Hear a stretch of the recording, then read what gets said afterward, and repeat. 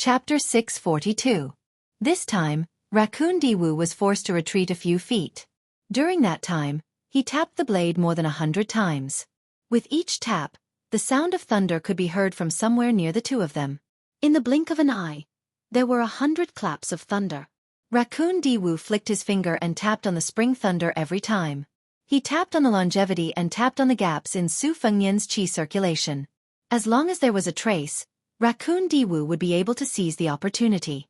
Not only would he be unable to discard his blade, but he would also be able to break all of his meridians and shatter all of his acupoints.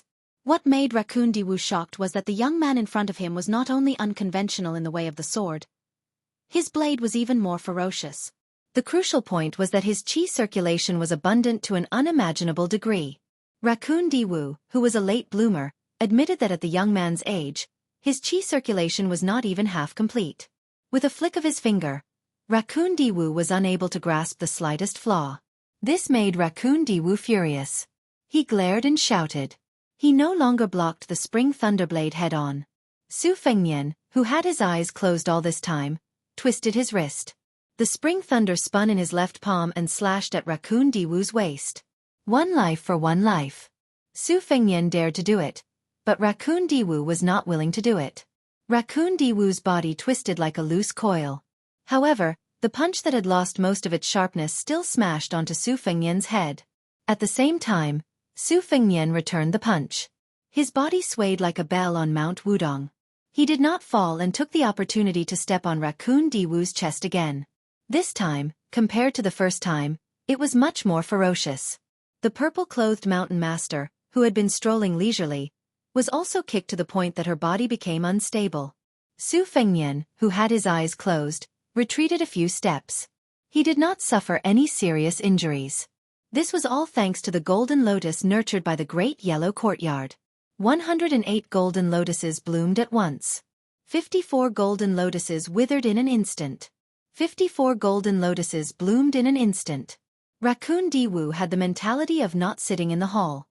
He did not think that he would put himself in danger. Su Fengnian, on the other hand, was truly going all out from the very beginning. The reason why the longevity lotus could bloom again was because Su Fengnian had risked his life to nurture it. Spring lightning was no longer in his hand, but the next move did not require him to hold a sword. Su Fengnian gently pressed his hands down. The spring thunder behind the fifth raccoon floated up.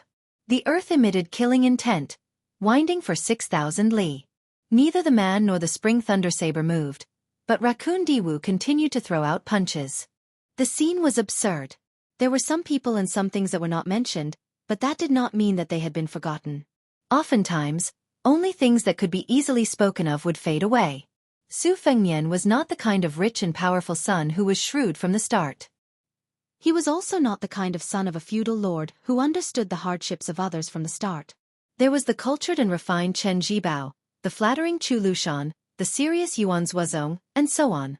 Other than these people who surrounded Su Shao in Bailiang Palace, there were many unfathomable faces that made Su Fengnian hide behind Su Shao. Only the two old men who made the cold-hearted Su Fengnian feel grateful from the bottom of his heart had passed away.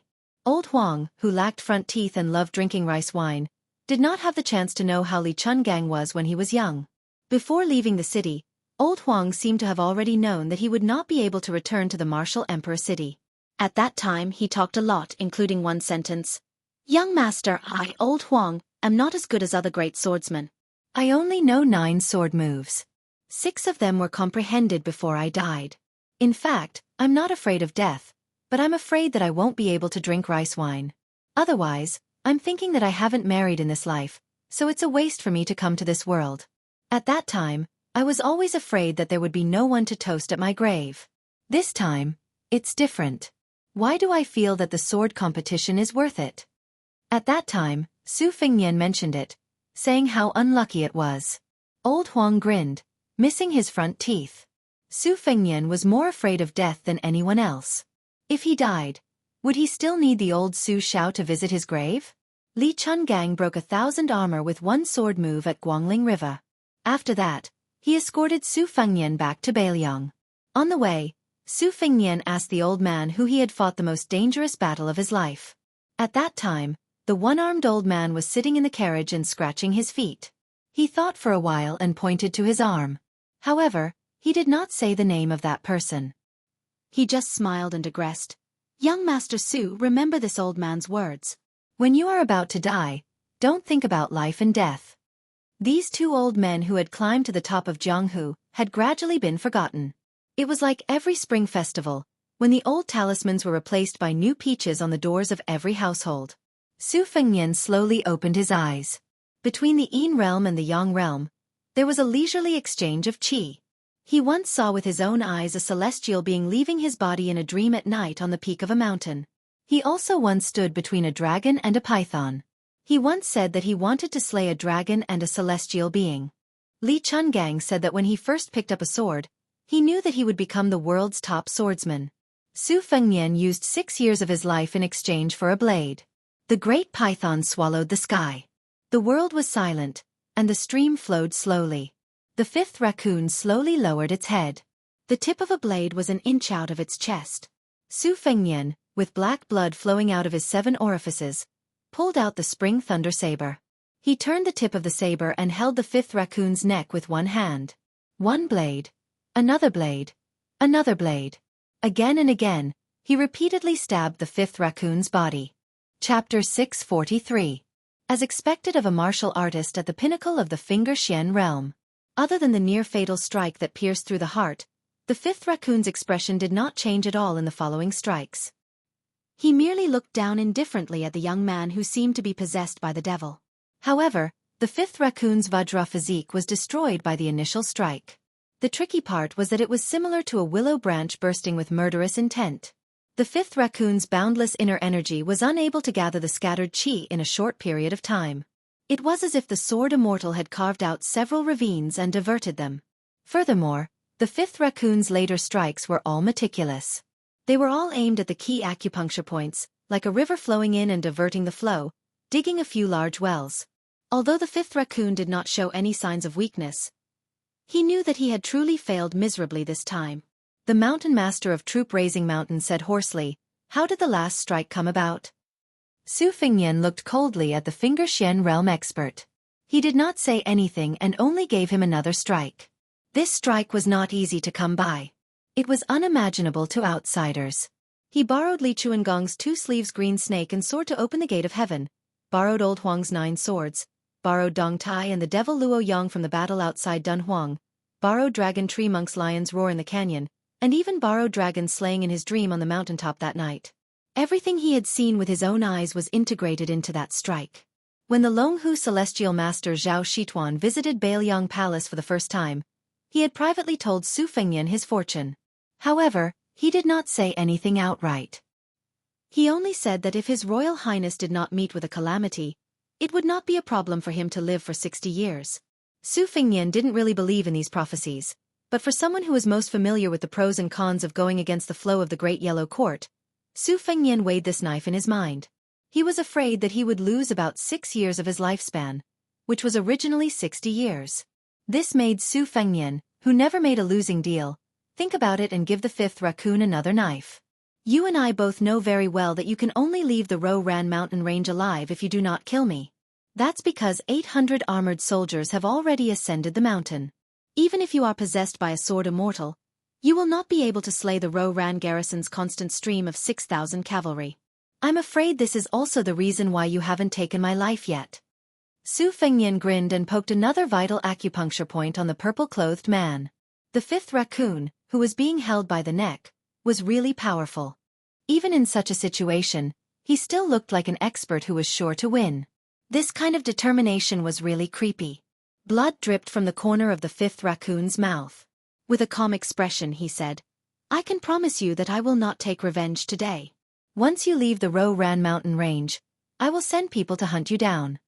The fifth raccoon did not say any of those lofty words about letting bygones be bygones, nor did he boast about keeping his promises. However, it was precisely because of these straightforward words that, in a situation where they were mortal enemies, that it was somewhat convincing. Su Fengnian raised his head and asked, "You don't believe that I'll stab you in the heart again?" The fifth raccoon remained silent as a mocking smile appeared on the corner of his mouth. Su Fengnian stopped but did not retract his blade. He said self-deprecatingly, There's no such thing as an opportunist in this world. I know that you also have the means to avoid death or to trade a life for a life, but you're the mountain master of the army banishing mountain. You have a high position and authority, not to mention the possibility of touching the threshold of Earth Immortal. So don't think about dying together with a small character like me. This isn't a good deal at all. As for me, I'll still stab you without hesitation. You're a magnanimous person, so please forgive me. Otherwise, once you reconnect your chi-ji, I won't be a match for you no matter what. The fifth raccoon laughed until he started coughing. However, he still nodded his head, displaying the bearing of an ambitious and ruthless person. Su Fengnian lamented in his heart. Could he not be so infuriating that he could still talk and laugh after suffering such a heavy injury? While lamenting, he gently released his grip and allowed the fifth raccoon to land on the ground. However, the spring thunderblade had already pierced into the purple-clothed man's juk acupuncture point, and he did not plan to pull it out. Only by doing so could Su Fengnian be at ease. If not for the fact that they were in the fifth raccoon's territory, Su Fengnian would have pierced through all the acupuncture points on this fellow's body. The otherworldly nascent soul had returned while rubbing its belly. Its mouth was scarlet red, but it was the blood of the Ruran soldiers. It looked like it had eaten its fill. It carried Su Beiji back from the forest. Blue Bird put away the luggage and carried it on her back. The 3 great Qin steel swords were also returned to their sheaths. Caution is the parent of safety. Su Fengnian put away the 9 flying swords in his sleeves. The 3 Taya Morning Dew golden strands of sword embryo were nailed into the fifth raccoon's 3 major acupuncture points, the Xuanji Dovetail Divine Watchtower. Together with the Spring Thunderblade, they completely suppressed the fifth raccoon's chi-si. The mountain lord of the army carrying mountains smiled faintly. He did not resist and allowed this cautious young man to lay out his plan.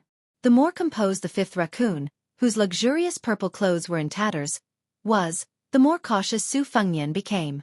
Without needing Su Fengnian to say anything, the fifth raccoon waved his hand and signaled the soldiers surrounding them to retreat. The group descended the mountain and walked to the foot of the mountain. The mountain lord of the army carrying mountain's retainers brought over 4 war horses according to the fifth raccoon's order. After confirming that they had not been tampered with, Su Fengnian and the fifth raccoon rode on the same horse. Then, they asked for 4 more war horses from the Ruran cavalry. Blue Bird and the otherworldly item Su Beiji each rode a warhorse and followed closely behind. The fifth raccoon had no intention of letting the Ruran cavalry tail them. He ordered this cavalry troop that had been attacked by the otherworldly item to stay at the foot of the mountain. He urged his horse to gallop down south. Chapter 644. Diwu Raccoon seemed to be on a leisurely journey as he laughed softly. Wang Xiu got a daughter at an old age and took in Chen Jibao, a closed-door disciple. To be able to get Wang Xiu's daughter to work for you and your endless tricks, even learning Li Chuangong's 2-sleeved green snake so skillfully, I can more or less guess your identity. In Bailiang, it's really hard to find a second person like you. You really are Ren Tu's son, Su Fengnian. Perhaps to express his sincerity, Diwu Raccoon didn't even reach out to wipe the blood off. Liang Mang and Li Yang have been spreading rumors about how you're a rotten person on the inside. It must have been hard to hide all these years, right? To be honest, although you and I are already irreconcilable, if I could have met you earlier, I would have rather married to you. The battle at the bottom of the stream opened my eyes. To me, the loss was a grievance, but it wasn't really a grievance. Su Fengnian's tone was flat. The ride was bumpy and you even had a knife in your body. Even if you're the big Shen finger, wouldn't it be better to speak less and suffer less? The burly purple robe said. This bit of suffering is nothing. I rarely ask the same question twice, but I'm really curious about that last knife of yours. Su Fengnian, who had been paying attention to his surroundings, didn't pay attention to this at all. He frowned and asked, You didn't even take the eye of a 6-year-old slave? Are you really going to generously let me leave the southern foot of the Ruran mountain? Diwu Raccoon's face was full of ridicule, his tone colder. Why would I need to play tricks with you? A loss is a loss. Su Fengnian asked, Aren't you afraid that once we reach a secluded place, I'll completely end your life? Diwu Raccoon laughed. Su Fengnian, oh Su Fengnian, if you really dare, why don't you give it a try? Su Fengnian laughed along with him. Forget it. It's said that those who don't know the mysteries don't know the mysteries. A top-notch expert like you has all kinds of strange methods. Earlier, when I was certain to die, I naturally dared to risk my life against you. Now that I have a chance to live, I'm not willing to drag the emperor down from his horse. The fifth raccoon clicked its tongue and said, "The hereditary king of Bailiang, Su Fengnian, how am I going to kill you in the future?" Su Fengnian smiled and asked, "Are you regretting it?" The fifth raccoon looked at the rare green and yellow rice fields in Beimang on both sides of the road and said softly, "It's more interesting to kill them like that. Don't forget that I'm also the general of Beimang. From the Ruran Mountains to the Bailiang border, it's practically a flat stretch of land." Suddenly the fifth raccoon said, "I heard that at the end of the Liangong corridor, close to the Western Highlands, there is a group of 60,000 barbarians with a complicated composition. They have always refused to be educated. They carry their swords and mount their horses. That year they were all banished by the poisonous warrior Li Yishan?" Su Fengnian was puzzled and asked, "What are you trying to say?" The fifth raccoon fell into deep thought. The horses galloped for the whole night without stopping. When the sun rose, they could no longer see the fertile land of the Ruran Mountains. All they could see was desolation. Su Fengnian finally stopped his horse and looked back. The fifth raccoon, who had been resting with his eyes closed, also opened his eyes. Su Fengnian held his spring thunder and dismounted with the fifth raccoon. He asked, "Shall we part here?" The fifth raccoon said indifferently, "Okay, we part here. Let me ask you a question. It's up to you to answer or not." "I'll tell you everything I know." "After I pull out my dagger, if I go back on my word and come back to kill you, what are the odds of both of us winning? With your skills, Wang Xiu's daughter's arc spear, and the otherworldly item in the red robe, you have a high chance of killing a heavily injured Xianxia who doesn't have a cavalry to protect him. Then what about the 3 foreign dignitaries of the army raising mountain who are secretly following you? You know about them?" The fifth raccoon, whose secret was exposed, laughed loudly. "Even. This way we can part on good terms." Su Fengnian also laughed. Could it be that they wanted to forget their enmity with a smile? With his back facing Su Fengnian, the fifth raccoon's eyes gradually turned red and purple. However, the circulation of his breath did not change at all. The leader of the army raising mountain, who had never suffered such humiliation in his life, had endured it all the way. How could he not give the future king of Bailiang a parting gift? He wanted to step into the Xianxia realm with one foot and enter the celestial phenomenon realm with the other.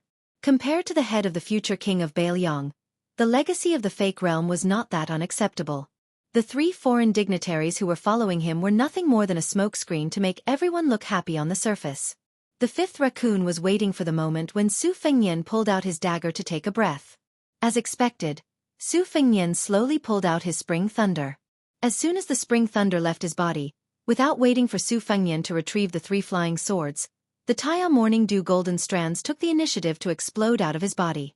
The fifth raccoon's hair was disheveled. He stretched out his arms and laughed loudly. He had a kind of invincible conceit. Even if he was at the fake realm of celestial phenomenon, it was more than enough to deal with the 3 of them. Su Fengnian said softly, "Longevity lotus, bloom."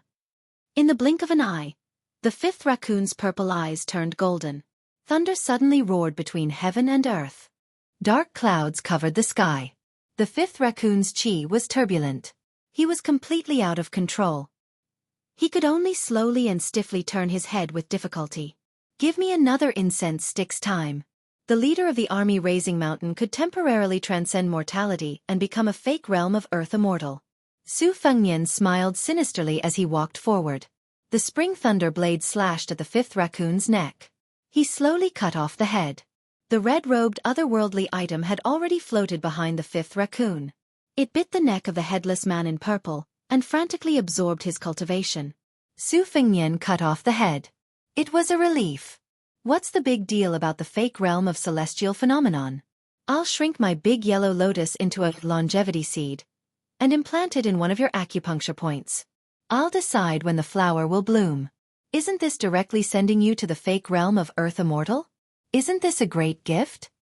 On the Roran Mountain, if you were willing to let your profound finger drop to the Vajra realm instead of forcefully entering heavenly phenomenon, choosing the former between a false realm that has both advantages and disadvantages and a drop-in realm that has no benefits, I'm afraid I would have died on the mountain. So what if you're a mysterious finger expert? You think you can come up with a foolproof plan and not suffer any losses? I've already sacrificed 6 years of my lifespan. Even the big yellow lotus is gone. Fifth raccoon, if you don't deserve to die, who should? Su Fengnian muttered to himself. He looked at the head in his hand and then at the floating otherworldly item whose red robe was fluttering in the wind. There was one less mysterious finger expert in the world. There was one more mysterious finger expert. At the same time, Su Fengnian's realm dropped.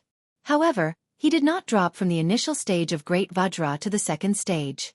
Instead, he fell to the fake mysterious finger realm. Chapter 645. The otherworldly item, which had absorbed Raccoon Diwu's cultivation, suddenly received a great fortune. Its joyful face actually had some spiritual aura. It rolled up its sleeves and its body flew backward. Like a big red bat, the otherworldly item in the red robe flew toward the 3 foreign dignitaries of Troop-Raising Mountain who were hiding in the distance. Su Beiji could only hear extremely tragic tearing sounds and howls of grief. Su Beiji witnessed this inexplicable deathmatch with his own eyes. It was as if he had fallen into the clouds. There were too many problems piled up one after another, making it hard for him to breathe. Su Beiji saw that Su Fengnian was on the verge of collapsing. Blue Bird flew behind him. She didn't support him and only stood back to back. Her body slightly leaned forward so that Su Fengnian wouldn't fall to the ground. Su Beiji's heart was filled with sorrow. Where could he find such a pair of master and servant again? With his back against Blue Bird, Su Fengnian stretched out his hand to wipe away the dirty blood that was as dark as thick ink on his face. He didn't try to circulate his qi to treat his injuries in vain. The big yellow courtyard was no longer there. As the primer for immortality was implanted into Raccoon Diwu's body, it was now empty. Just as he was about to say something, the spring thunder saber in his left hand gently fell to the ground.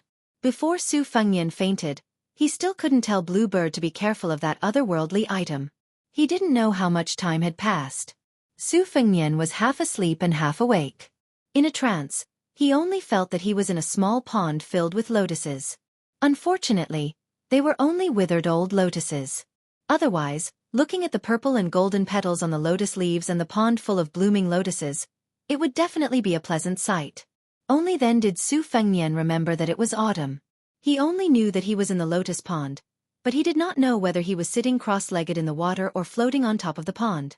It was as if his 7 souls and 6 spirits were like a pond of withered lotuses. Su Fengnian stared aimlessly at the pond. During this period, there was heavy rain of soybeans in the early autumn, wind in the late autumn blowing the lotus leaves, and then heavy snow in the winter. The lotus leaves in the pond were all destroyed. Finally, when spring came, Su Fengnian saw a lotus slowly rising from the empty and lonely pond. There was only a small purple lotus.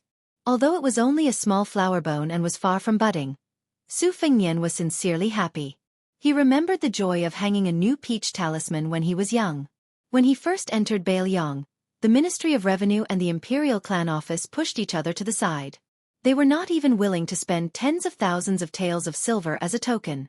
Su Shao used his own money to build a large-scale vassal manor on Qingliang. When the vassal manor was completed, the contents of the Spring Festival couplets were written by Li Yishan and then written by Su Fengnian. The couplets that left the deepest impression on him were the 6 words, Jia, Chongchun, Qing, and Yu. Su Fengnian stared blankly at the flower bud that was swaying in the breeze, but it refused to bloom. Su Fengnian waited and waited until he had a splitting headache. When he suddenly opened his eyes, there was no longer a small pond and a lone lotus. All he saw was Blue Bird's haggard face. Seeing His Royal Highness waking up, Blue Bird's eyes that had lost their moisture regained a trace of life. Su Fengnian found himself lying on a hard plank bed with 2 sheets. Blue Bird said softly, "Young master, we have already passed through Jintoad province, but Su Beiji said that we could not go straight south, so we took a detour. Now we are on Yanjia Lake that borders Gusai and Longyi provinces." Su Fengnian asked, "How many days have I slept?" Blue Bird said mournfully, 6 days and 6 nights. Su Fengnian let out a long breath. His entire body was sore and aching. It was good that he was still in pain. It was a good sign. Fortunately, he did not immediately become a cripple. Su Fengnian sat up. Blue Bird helped him put on his outer robe. Su Fengnian walked out of the cabin and stood in the corridor, holding on to the railing. "I know what you are thinking.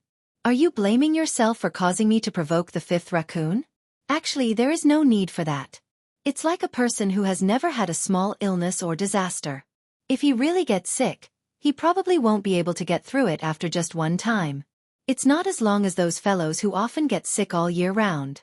Besides, before I entered Beimang, I had thought of raising my blade all the way until I could finally use it on a finger-profound realm expert. Killing a devil Xia whose realm had dropped wasn't satisfying enough. Bluebird did not say anything.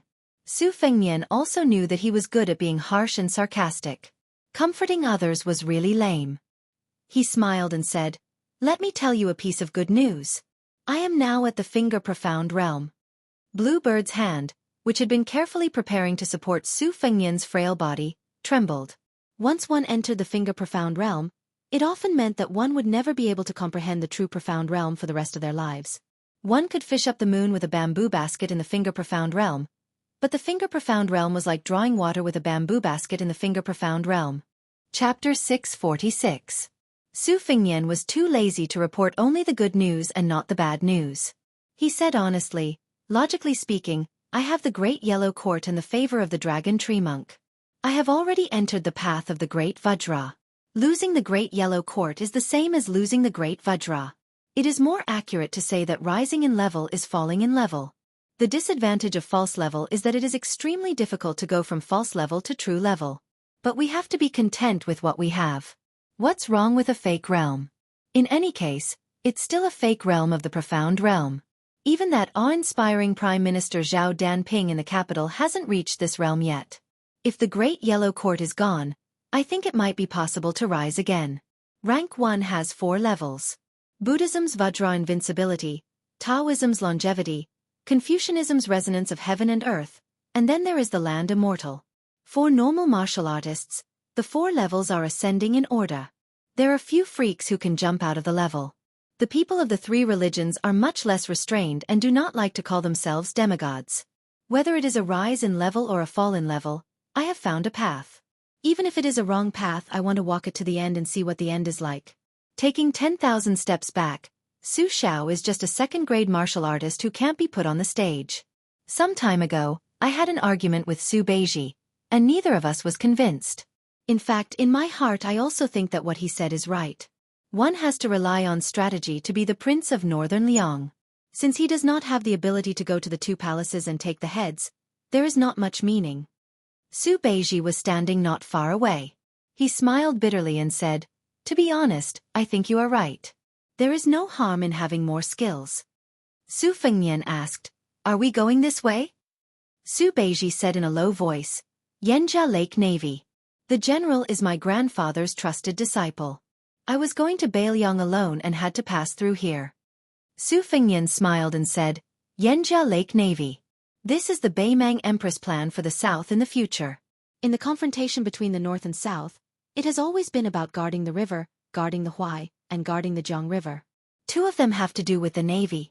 Indeed, we should prepare for a rainy day. Su Beiji's eyes lit up when he heard about the 3rd guard. "Unfortunately," Su Fengnian said unhappily, "I don't have the energy to talk to you right now. Besides, the 3rd guard strategy was developed by my second sister. If you have any ideas, go argue with her when you get to Beiliang." Su Beiji smiled and said, "I have long heard that the heir Junju of the Su family has a belly full of military strategy. Her poetry and literature are even more heroic, without any feminine air." "I admire you very much." Su Fengnian joked. "Let me give you a reminder. If you really meet my eccentric second sister, don't say such things. Be careful that you don't get killed by her sword." Su Beiji accepted his kind intentions and looked at the lake. He sighed and said, "My grandfather has always believed that the key to Beimang's future is to see whether Dong Zhuo or Hong Jingyan is to become the next Tuoba. This time, the sudden death of Raccoon Diwu at your hands has solved Dong Zhuo's urgent problem and eliminated his worries. After the battle at Huluku, Dong Zhuo was bound to have a rift with Raccoon Diwu. Raccoon Diwu once said that as long as he was alive, Dong Zhuo, as his son-in-law, could forget about extending his hands into Mount Tibing and the Ruren Mountains. Now, in order to appease Dong Zhuo, who has lost about 7,000 bodyguards, and in addition to the fact that she has always wanted to nurture a capable youth faction in the south, I reckon that the 26,000-strong cavalry from the Ruren 5 towns will all belong to Dong Zhuo. Dong Zhuo has always lacked heavy cavalry. With the Ruren cavalry, he will be like a tiger that has grown wings." Su Fengnian smiled and said, Su Beiji, if Dongshuo wants to wrestle with Beiliang, I'm afraid it will take a few more years, right? Su Beiji stared and said, a man without foresight is bound to have immediate worries. Su Fengnian smiled and nodded. You're right. Su Beiji felt like he had punched cotton. He felt extremely uncomfortable.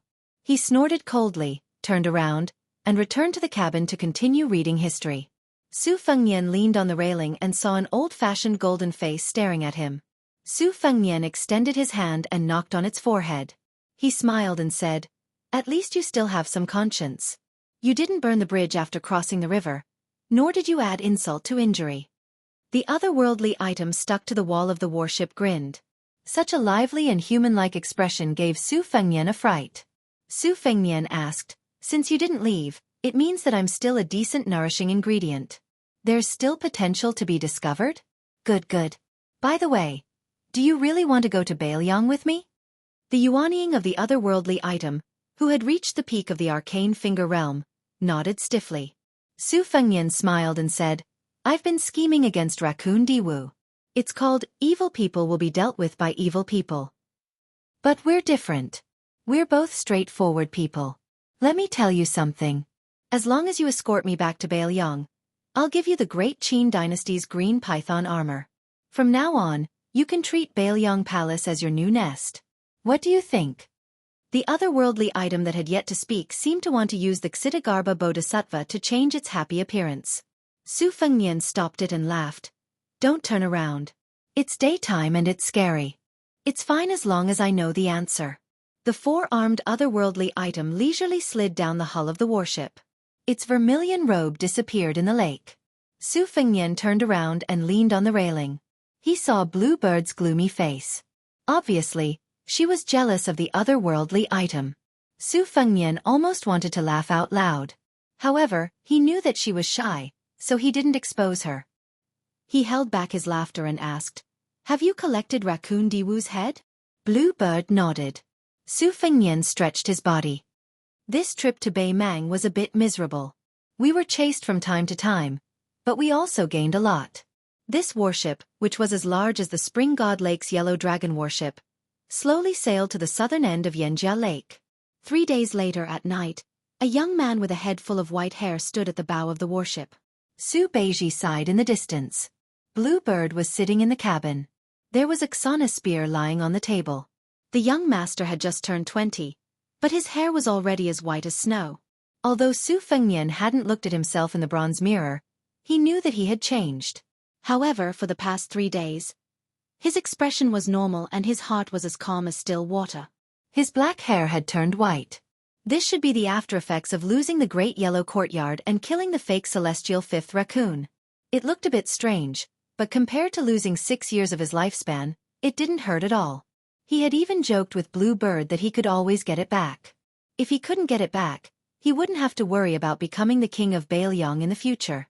His hair was already as white as her ancestors, so how could he not be reliable? If he really couldn't do it, it would be easy to use the best dye to blacken his hair. Su Fengnian quietly looked at the moonlit lake. He believed that after stopping the warship, there wouldn't be too many waves. He could turn all the way to the southern part of the Dragon Waste and return to the Beiliang Palace before winter. Su Fengnian said softly, black armor, childhood sweetheart, morning dew, spring water, peach blossoms, moth eyebrows, vermilion bird, yellow tongue, swan ewe, gold thread, tai yi. It was like a general calling out brave soldiers on a general's platform. The 12 sword embryos flew out of his sleeves and hovered in the air. Dong Tai, who was already in the sword celestial realm but was still the most mysterious, would probably be shocked by Su Fengnian's godly speed of sword nurturing. Chapter 647. From the beginning to the end, Su Fengnian did not see the Yanjia Lake Navy commander. After getting off the boat, he sat in a carriage from Jianling Army Town in Longyao Province. Su Fengnian lifted the curtain and saw a strong lieutenant of unknown identity appear at the bow of the boat. Su Beiji, who was in the same carriage as him, looked away along the curtain and said softly, there is a Yanjia Lake cavalry escort us to Luantong City in the north of Maolong. We will take the road openly. Su Fengnian leaned against the wall of the carriage. On his lap was the spring thunder dagger that could only be unsheathed. Blue Bird with Cha Na on her back had already put on her armor and blended into the cavalry. Su Beiji said slowly, Maolong has become a new frontier in the confrontation between the north and the south of Liangmang. After Dong Zhuo withdrew from the mouth of the gourd, no one was willing to throw their lives away. Only Huang Songpu asked Empress Murong to send an urgent report 800 miles away to lead the troops as reinforcements. Lu Gui and Yang Yuanzhan, the two great generals, were still observing. Huang Songpu's power was no longer the same as before. Nominally, he was the king of the southern courtyard in charge of 400,000 troops in the southern dynasty. Lu Gui and Yang Yuanzhan did not need to raise their heads, and even Dong Zhuo's 60,000 bodyguards were completely unruly. This time, Huang Songpu completely put down his face and used the precious favors he had accumulated over many years to mobilize 90,000 elite cavalry. It was so difficult to be a great general in the southern dynasty. If you did not lead the troops, everyone would be willing to be kind to you and worship you like a bodhisattva. If you really had the military power, they would stab you in the back and hope that you would lose the battle and lose all your capital. This kind of bad habit was brought along by the remnants of the spring and autumn period.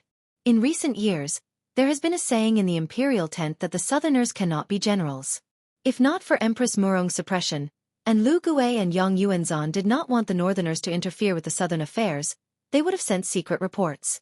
Finally, they did not drag the southern dynasty down. Otherwise, Huang Songpu would not have had the chance to confront the Beiliang cavalry. Su Fengnian saw a scroll in Su Beiji's hand. He took a look and smiled strangely. Su Beiji also smiled and said tirelessly, a young Taoist from the Taoist mansion of Taoist of Mount Longhu made up the scripture of transformation of Laozi. Is said Taoist from the Taoist mansion of Taoist master of Taoist mansion in Mount Longhu mountain. The intention was a trick, but the writing was quite good. Maybe it was Mr. White Lotus, who was given the title by the emperor of the Zhao family, who wrote it himself. Now that the holy monk of the dragon tree has passed away and the monk in white has not said anything, the two Zen temples are in a mess. The group of Taoist Qing Ci in the palace knows how to help each other better than the monks. Plus, the sick tiger Yang Taisui has not shown up for a long time. I think the Beimang's Buddha annihilation is more brutal than your Liang dynasty. Not to mention other things, the fact that there is only one temple left in each province and county is enough to make the famous temples in the same province and county fight among themselves. Su Fengnian said calmly. Who asked the Buddhist sect not to have the same surname as the emperor of Mount Longhu? Who asked the scholars to flee for their lives during the spring and autumn war? Who asked the Liang dynasty to take control of the overall situation and start to cut the weeds and eliminate the roots? Besides, only in this way can the esoteric Buddhism of the western region see the hope of infiltrating the central plains. Only when Prince Zhao Kai crossed the sword garret and entered the plateau with the vase can he retreat unscathed and return with meritorious service. In this way, Beiliang's northern front is suppressed by Beimang, and Gu Zhentong's former subordinates are involved in the eastern and southern fronts. Plus, there is the western region, which has been flirting with the imperial court, so we have enemies on all sides. Beiliang has suffered a great loss. Perhaps my master's many foreshadowing will be in vain. Su Beiji did not ask Beiliang about the layout of the retreat. He only smiled and asked, is Beiliang a western Pure Land? Su Fengnian shook his head softly and said, this weakness is too big. Su Shao can't openly oppose the imperial court. At most, he will turn a blind eye to the monks who fled into the country. This is already the greatest protection. Besides, a mountain cannot accommodate two tigers. No matter how big the temple in Beiliang is, it can't accommodate two monks chanting scriptures. The Buddhist sect of the western region has completely cut ties with Beiliang. This may be the reason why Zhang Julu pretended to be deaf and mute about the matter of eliminating Buddhism. He did not want to bear the evil reputation, but he wanted to take the benefits. As long as he can make Beiliang uncomfortable, he will do whatever he wants. If you don't ask, I can tell you. The western region and Xuzhou were originally the two dens of the cunning rabbit that my family worked hard to create. Now, one of them will be missing. Su Beiji frowned and said, whether that illegitimate son Zhao Kai can succeed is still uncertain. Su Fengnian still shook his head. I dealt with him during my second journey and almost died at his hands. He is very cunning. With him in charge of the western region, he is like a new vassal king. Beiliang will definitely be unhappy. Su Beiji smiled and said playfully, Beiliang's big yellow sect Jean Lanting. Wasn't it your father who personally promoted him to become an official in the capital? How can he bite back? His death remonstrance may seem trivial, but in my opinion, it is far more ruthless than the old minister's bitter tears.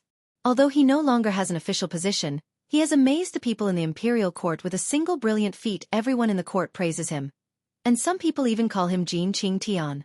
It seems that Zhang Julu also has the intention to cultivate him. The Yan family became a relative of the imperial family, and the Jin family will be next. They will be able to take root in the capital in a few years. You Bailiang people are just a bunch of ingrates, but you all have good endings. Su Fengnian glanced at Su Beiji and sneered. Scholars all want to serve the imperial court. Have you heard of a few old Bailiang soldiers turning around and cursing Su Xiao? Su Beiji was speechless. Chapter 648. Su Fengnian bent down and took out a lacquered box from a bag by his feet. It contained a head smeared with lime. Su Beiji silently shifted his butt and hid in a corner, hiding far away. I heard from the old man in the sheepskin fur coat that the divine gate allowed one to become a land immortal. If it was a fake, it would take a long time to climb the divine gate. Fortunately, Old Li did not lie to me. There are only a handful of profound finger experts in the world. There are even fewer profound finger experts like you who have reached the peak. Those who died in such a humiliating manner like you are definitely even rarer. I don't know if I'll ever have the chance to use a strike like that again. I believe that if I were to do it again, I might not be able to use it even if I reached the true profound finger realm. You're really unlucky. Su Xiao once said that luck is also a form of strength. It's no wonder that your defeated opponent, Deng Mao, became one of the top 10 while you remained stagnant at the profound finger realm for more than a decade. As he listened to Su Fengnian ramble on with a head, Su Beiji could not take it any longer. With a pale face, he covered his nose and pleaded, "Can you close the box?" Su Fengnian lifted the box and handed it to Su Beiji, scaring Su Beiji so much that he slammed into the wall of the carriage. Su Beiji said angrily, "The dead should be respected. Raccoon Diwu is a long-established senior of the Jianghu. Can you not trample on his head?" The white-haired Su Fengnian put down the box and continued to stare at the head that had died with its eyes wide open as he nagged. Although Mount Bubang has so many Ruran cavalry under its control and is destined to be Bailiang's mortal enemy in the future, the two of us should have minded our own business. I could have taken my maidservant and fled far away while you remained your general and mountain chieftain. Instead you came to kill me. Who else should I kill if not you? This time, I went to Beimang to practice my saber. Every drop of divine will that I cultivated with great difficulty has been destroyed by your hands. Why don't you come back to life and let me slash you again? Hey, are you a man? If you are a man, then open your eyes and give me a clear answer. At the side, Su Beiji really couldn't stand this bastard Persimmon's nagging. He said angrily, "Can you stop for a while?" Su Fengnian bent down to pick up the box and extended it in front of Su Beiji. "Come, Su Juzi, say goodbye to the fifth raccoon." Su Beiji turned his head and bumped into the wall of the car. He even had the thought of killing someone. Su Fengnian closed the lid, put it back into the cloth bag, and laughed heartily. Su Beiji said angrily, "Is it fun?" Su Fengnian curled his lips and said, "Not fun." Su Beiji lowered his voice and said angrily, "How are you going to inherit the title of King of Bailiang in the future? How are you going to fight with so many strong opponents?" Su Fengnian lay horizontally in the spacious carriage and crossed his legs. He said softly, "I'll take it one step at a time. What else can I do?" Su Beiji wanted to smash this guy called Persimmon to death with the book in his hand. However, he inadvertently saw his white hair and silently stopped. Su Fengnian sat up and lifted the curtain. He waved at Blue Bird, who was wearing armor and holding a spear. When Blue Bird came closer with mixed feelings, Su Fengnian's face was fierce and angry. "If it wasn't for the fact that young master felt that you were beautiful, had a good figure, knew how to manage the household, and had outstanding martial arts skills, I really couldn't find a better girl or a more considerate maid than you. Otherwise, I would have abandoned you and run away in the Ruran Mountains. When you return to Bailiang, work hard to practice the 4-word formula. In the future, when you kill a few finger profound realm experts, don't forget to say that you're this young master's maid before you kill someone. Remember." Blue Bird nodded lightly and smiled sweetly. The carriage returned to silence. Su Beiji read a few pages of scriptures that slandered Buddha. He couldn't help but raise his head and ask, "Is this how you treat all your servants?" Su Fengnian asked back, "Are you a master?" Su Beiji smiled and said, I'm just a refugee. Of course I'm not a master. But you are. After Su Fengnian lay down, he looked at the ceiling and said softly, "That's why you'll never understand how Bailiang's 300,000-strong cavalry got to where they are today." No longer paying attention to Su Beiji, Su Fengnian finished humming that vulgar song for mountain patrol. Then he started humming a nameless song. What's a hero? Chopping off his head to make a urinal. What's a hero? Does he know a unique skill like the monkey picking peaches? What's a hero? When you're penniless, can you conjure up a big flatbread? Su Beiji spoiled the mood, interrupted and asked, "Can I ask you something?" Su Fengnian stopped humming and nodded. Su Beiji asked curiously, "Do you still have the strength of a first pin?" Su Fengnian chuckled. "That's hard to say. As for me, I have a saber manual. Originally, I learned it step by step. After learning a move, I turned the page one by one. A while ago, I accidentally skipped to the last page. It's obviously a saber manual. The last page is called Lingxi, but it talks about the realm of the sword. What a coincidence. I have 12 flying swords on me. As long as they're not at the mysterious finger realm, I can kill one if one comes within 10 feet of me. If 100 come, I can still kill 100. Su Beiji said calmly. Amazing. Su Fengnian turned his head and asked in puzzlement, "Are you praising me or belittling me?" Su Beiji lowered his head to read the book. When he suddenly looked up, Su Fengnian had picked up the box again and displayed the gray head in front of him. The elegant and mellow Su Beiji couldn't care less about scholarly elegance. He gripped the book tightly and smacked the bastard. Su Fengnian smiled and retreated. He put away the box and the cloth bag. After lying down, he folded his hands and used them as a pillow. "Su Juzi, what do you think of the new nickname I gave you?" Su Beiji rewarded him with one word. Scram. Su Fengnian turned to the side and rummaged through the cloth bag. Su Beiji quickly sat up straight and nodded seriously. "This nickname is very good." Su Fengnian gave him a thumbs up and praised him. "You know the big picture and know when to advance and when to retreat. You're a first-rate strategist. Su Juzi, in the future, Bailiang will be the face. I have high hopes for you." Chapter 649. Originally, Su Beiji thought that after approaching the Maolong region, he would have to spend a little more effort before he could sneak into the south. However, very quickly, Su Beiji realized that the situation was beyond his expectations. Tens of thousands of refugees began to crazily flow along the two sides of the post house. Among them, there was no lack of luxurious carriages. According to the laws of Bei Mang, there were a few post house routes that did not allow soldiers or horses to set foot on. Thus, even though they were fleeing in panic, there were no tyrannical families that dared to set foot on the post house. Fortunately, the flow of people was huge. 2 flat paths had already been created on both sides of the post house. Carriages and horses could pass through without hindrance, only moving slowly. The post house routes of Bei Mang were interwoven like a net. The carriage that Su Beiji was in went against the flow. Behind him, there was an endless stream of cavalry that galloped from other post house routes to the south. Su Beiji ordered an Arrow Ridge cavalry officer to inquire about the situation. Only then did he receive an answer that made him even more flabbergasted. Even though Huang Songpu had personally led 90,000 elite cavalry to confront the Bailiang army, a group of Bailiang cavalry still directly slaughtered their way through the hastily set-up defensive line and headed straight for the capital of the south. Looking at their unstoppable sharpness, it seemed like they wanted to treat the 3 great generals as nothing and the 2 provincial decrees as decorations. They wanted to wipe out all the civil and military officials of the south. Historically, it had only been the northern cavalry going south that had this kind of boldness. Since this cavalry army whose numbers had yet to be determined were all white horses and white armor, it was naturally the great snow dragon cavalry without a doubt. Their movement made Huang Songpu's already not that tight defensive line even more loosen. The great king of the southern courtyard, who had always held righteousness in high esteem, speculated that this was the work of Yin Qi, who besieged the city to attack reinforcements during the Battle of Haluku. Together with a great number of military towns behind him, none of them were soft persimmons that could be crushed under their feet.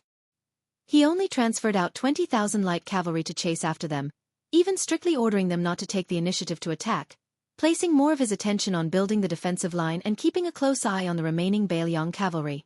Moreover, for the first time, he used his status as the great king of the southern courtyard, a status that many of the influential figures of the Southern Dynasty didn't treat too seriously, to give Gu Serong and the other two provinces two sets of military orders that left no room for leeway. The common people of the Southern Dynasty couldn't care less about whether or not the general's plans were flawless, whether or not they had a card up their sleeves, or whether or not they would completely wipe out the Baelyong barbarians after the battle. They only heard that as long as those barbarians' horse hooves entered the city, they would massacre the entire city until it was empty. They also heard that even sharp weapons like the Baelyong sabers were continuously chopped until creases appeared on the heads of the barbarians. The 10,000-long Xiong army was already this ferocious, so the 10,000 men of tile building and gentleman's pavilion were simply not enough to fill the gaps between the barbarians' teeth, let alone Su Rentu's 30,000 personal troops. If by any chance Su Yenwang personally came to Bei Mang, would the common people be able to drown Su Rentu to death with their saliva? Who the hell swore to us that as long as the Bei Mang armored cavalry was willing to go south and fight, they would be able to fill that Gonliang River with the corpses of the Baelyong's 300,000 armored soldiers, piling them up into a gigantic capital like never before? Which son of a bitch dares to deceive us in front of our faces again? I'm going to punch him until he's looking for his teeth on the ground. Su Beiji lifted the curtain and smiled as he introduced to Su Fengnian a group of cavalry troops with exceptionally solemn expressions outside the window. These are the troops from Huangxian town. The general leading them is surnamed Gu and his name is Luo. He's the son-in-law of the Longyao province's provincial magistrate. He's usually very arrogant and doesn't like anyone. It looks like he's really scared of you guys. The expression on his face is similar to that of someone who's ready to die.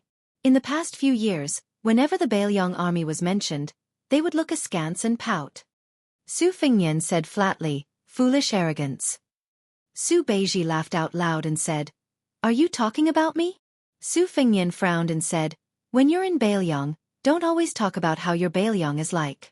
Baelyong has always been xenophobic. The military and the officialdom are similar. Let's not talk about the pros and cons of this kind of stubborn habit. In short, you have to take it easy." Su Beiji nodded and said, "I have my own plans." Su Fengnian muttered to himself, "Don't tell me they're really going to fight all the way to the imperial court of the South Dynasty? They must have eaten tens of thousands of pounds of bear's heart and leopard's guts. Who's the one leading the troops? It's not like Yuan Zhuozong style." Su Beiji hesitated and said slowly, "Don't you find that Baelyong is a bit like the fields at the foot of the Ruren Mountain that we saw?" Su Fengnian asked, "There's a shortage of young people and old people?" Su Beiji said slowly, "The king of Baelyong has 6 foster sons. Needless to say, Chen Zhibao can be given the title of king anywhere. With his talent, he can even start his own army. Yuan Zhuozong is worthy of being called a talented general. It's not difficult for him to take charge alone. He can easily destroy a city with tens of thousands of elite troops. However, it's hard to say if he can command the overall situation. Qi Dangua is just a brute who charges into battle and carries the royal flag of Su. Yi Shizhen is good at scheming. He is called the next young talent Zhao Chongling. In the end, he is still a strategist behind the scenes who needs to rely on others. Yao Jian is a feng shui master who is familiar with unorthodox methods. He has always stood aloof from worldly affairs. As for Chu Lushan," Su Fengnian smiled and said, "Among Su Zhao's 6 adopted sons, if you really want to talk about who can barely stand shoulder to shoulder with Chen Zhibao, it's only him. He is a true all-rounder. As long as it's something he knows, he's proficient in it. My master is not famous because of Zhao Chongling. Chu Qiu'er and Chen Zhibao are in similar situations." Su Beiji continued, "Wei Fu, Cheng Dian, Xiongshou, Ning Amei, these young and strong high-ranking military officers, compared to Chen Zhibao, the gap is very big, much less those who are biased toward you, the heir apparent, are pitifully few. Therefore, other than Chen Zhibao and Chu Lushan, Baelyong cannot find a third outstanding general who can stand up to Dong Zhuo alone." Su Fengnian smiled but did not speak.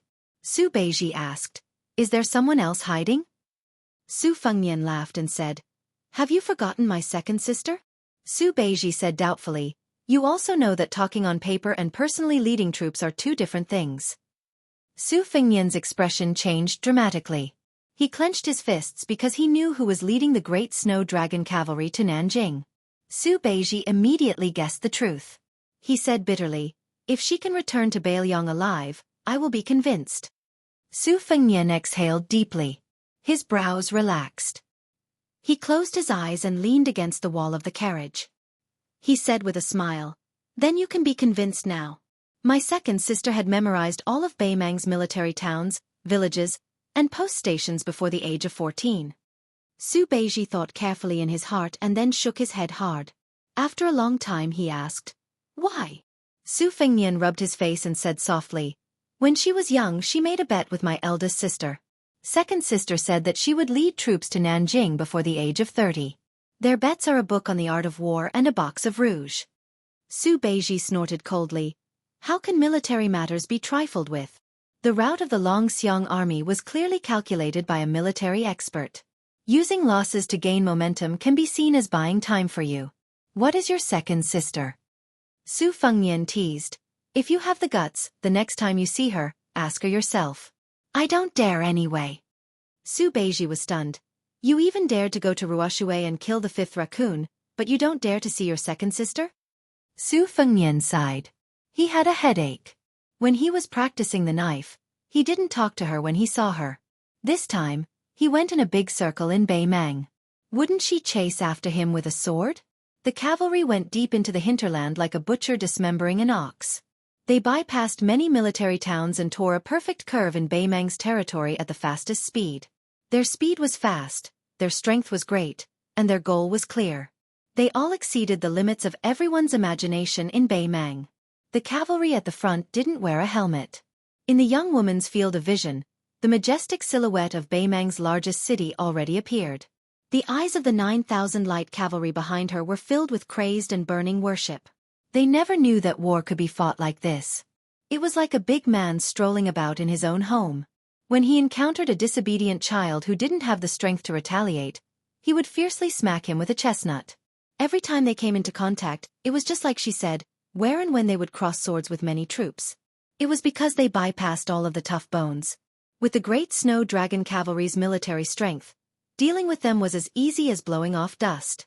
Could it be that she was the mistress of Southern Dynasty? Going up north was a piece of cake, but going down south would be a tough battle. However, this daddy has even seen Nanjing Manor city gate, so why would I be scared of you bunch of grandsons? The woman's appearance couldn't be considered a country-toppling beauty, but she was heroic and extraordinary. Her temperament didn't have the slightest bit of charm or delicateness mixed in. After she got off the horse, she fished out a yellowed book from her bosom. She ignited the flames and burned it to ashes. She raised her head towards the sky. Her lips moved slightly, and then she silently mounted her horse. Chapter 650. The heavy snow in Baelyong's winter over the years had always been heavy, unlike in the south. This made the children, who had recently settled down in this barren and desolate land, very happy. The amount of iron ore, war horses, and food in Baelyong was not something they could touch. Among the 4 children, the eldest daughter wasn't particularly outstanding. She was just like any other young girl who liked to use rouge and face powder. It was just that she had a feisty temperament, just like when she swung on the swing. She wasn't as reserved as the other young ladies of noble families, always wishing that she could swing higher than the top floor. The second child was the most intelligent. Since childhood, he had been regarded as a child prodigy. He learned to read very quickly and was introverted. Everyone said that he took after his mother. The third child looked the most like his beautiful mother. He was a typical lucky man from the north and a prime minister from the south. He was destined to be a noble since he was born.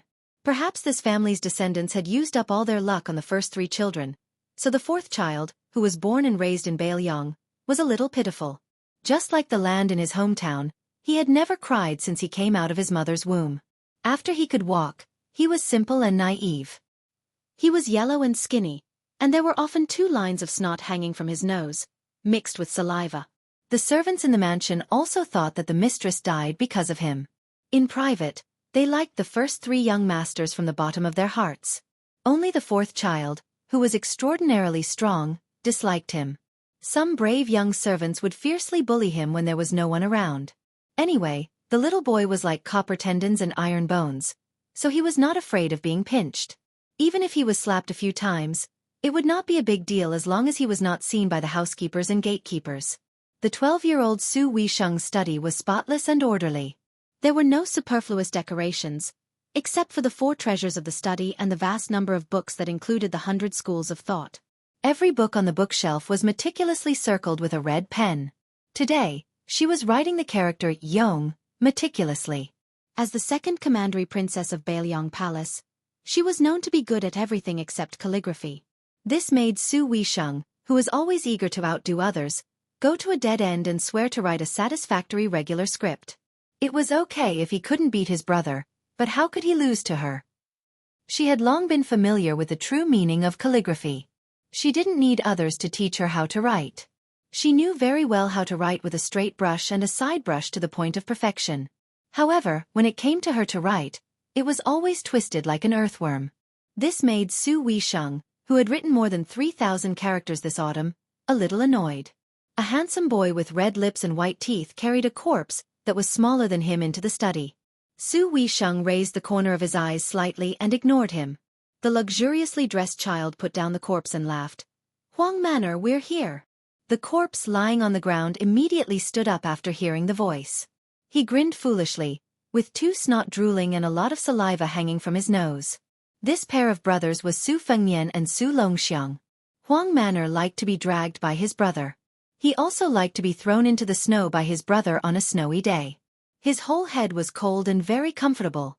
Su Fengnian reached out and carefully wiped his brother's snot and saliva. Then he wiped it on his cuffs carelessly. He pointed to a wind-weather seismograph with a dragon head facing a toad in the study. He patted Huang Manor's head and said with a smile, "Go and play with the toad. Remember not to break it this time. If second sister chases you away, I won't help you." The yellow child obediently squatted beside the big bottle. This time, he didn't secretly pull up the toad that was squatting on the ground to catch the bronze ball. Su Fengnian lay on the desk and shouted, "Second sister, you're still practicing calligraphy. What are you practicing for? Let's go fishing by the lake. Big sister has already set up the embroidery stool." Su Weisheng, who was already a young girl, didn't even look at her brother Su Fengnian.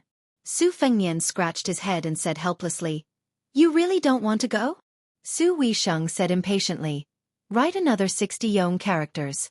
I still want to study." Su Fengnian, who was used to it, said, "Oh," and laughed. He grabbed the brush and spread out a large piece of paper. He scribbled a few dozen Yong characters in one breath before returning the brush to his second sister. "Look, you've already finished writing. Let's go play together."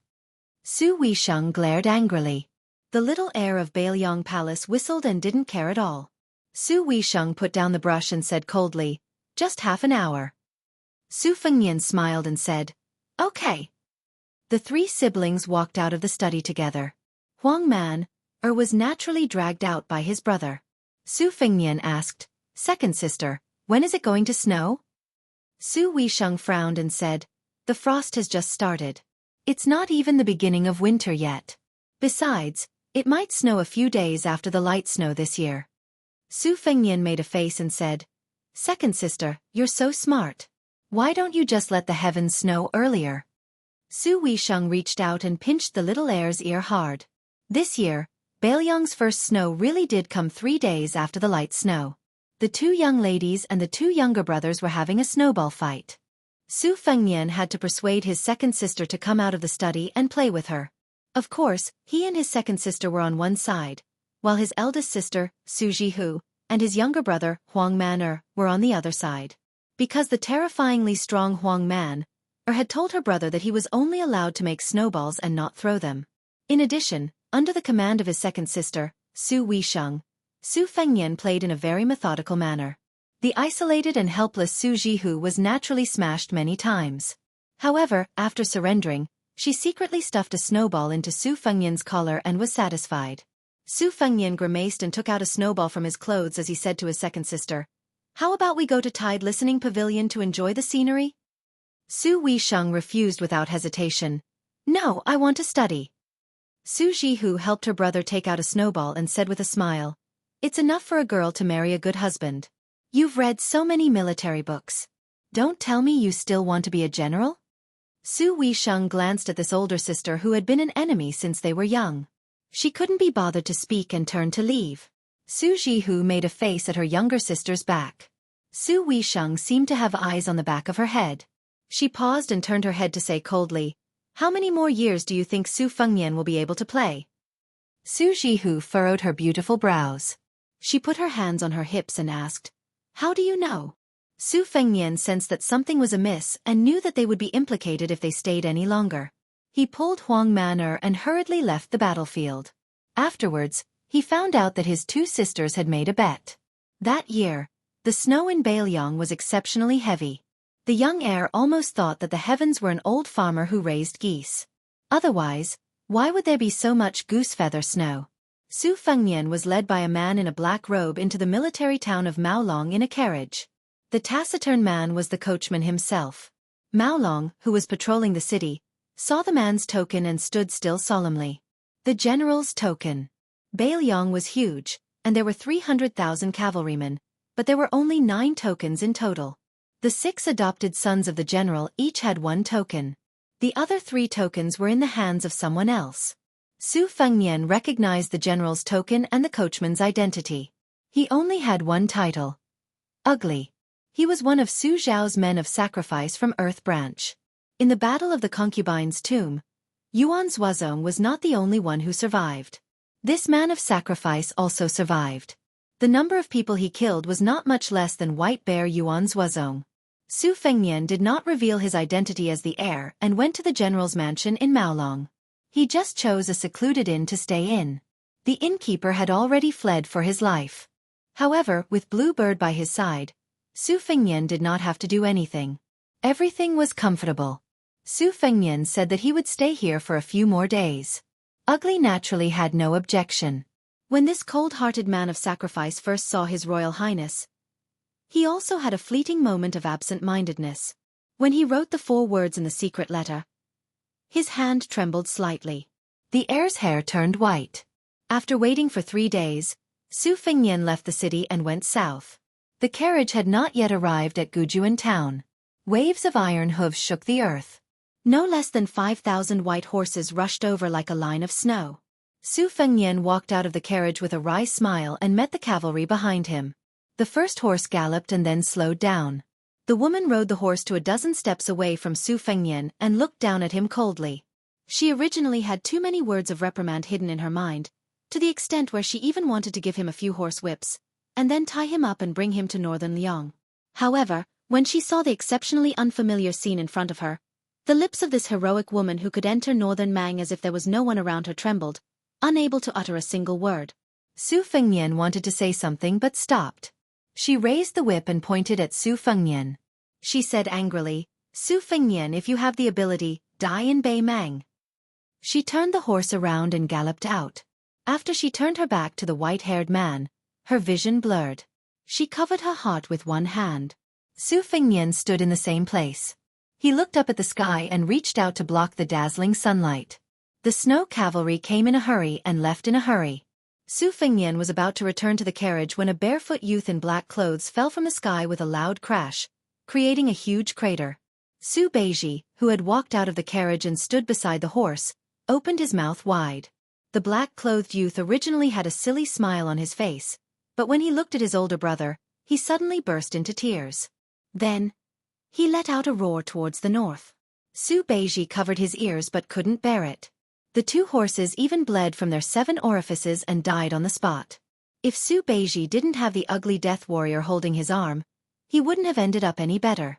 Only Su Fengnian, who no longer had De Huang Ting by his side, did not suffer at all. The youth in black crouched down and carried his older brother, who he thought was seriously injured. He wanted to carry him back home. Su Fengnian patted Huang Man'er's head and said with a smile, "I'm fine. You go and stop second sister. Don't let her lead the troops north." Huang Man'er shook his head vigorously. The world was big, but it was not as important as him protecting his older brother on his back. Su Fengnian said patiently, "Be good. The 3 of us will go home together." Just as Huang Man'er carefully put down Su Fengnian, a horse returned. Chapter 651. Today, in Liang Dynasty's morning court session, the civil and military officials dressed in court attire filed into the city, the sound of jade striking jade still ringing out for a long time. Gentlemen listened to the sound of jade, and their actions were restrained. The specifications of jade ornaments were like rank, also paying particular attention to a step-by-step order, an insurmountable thunderpool. Even though the Liang faction struggle wasn't out of control under Grand Secretary Zhang's control, the Imperial censor was still able to get serious over trivial matters. Jean Lanting's appearance in the morning court session today was especially eye-catching. Half a year ago, he lost his noble Great Yellow Gate, but he always lived in the capital. At first, that mansion that was completely deserted, after he impeached the king of Bailiang, Su Xiao, and had his official hat removed, visitors came in an endless stream. This time, he came to the morning court session under imperial decree. Even an idiot knew that the imperial court had hidden him for an entire half a year, giving Su Xiao enough face. It was time to give Jean Sabin a higher rank. This wasn't Jean Lanting's current morning court session. While waiting outside the door, he was surrounded by his colleagues' enthusiastic and attentive calls. He also had a set of brand-new jade artifacts hanging from his waist. Jade ornaments and jade beads collided, jade pendants and jade teeth colliding, releasing a wave of clear and melodious sounds. As he walked between the halls, the sound was extremely beautiful.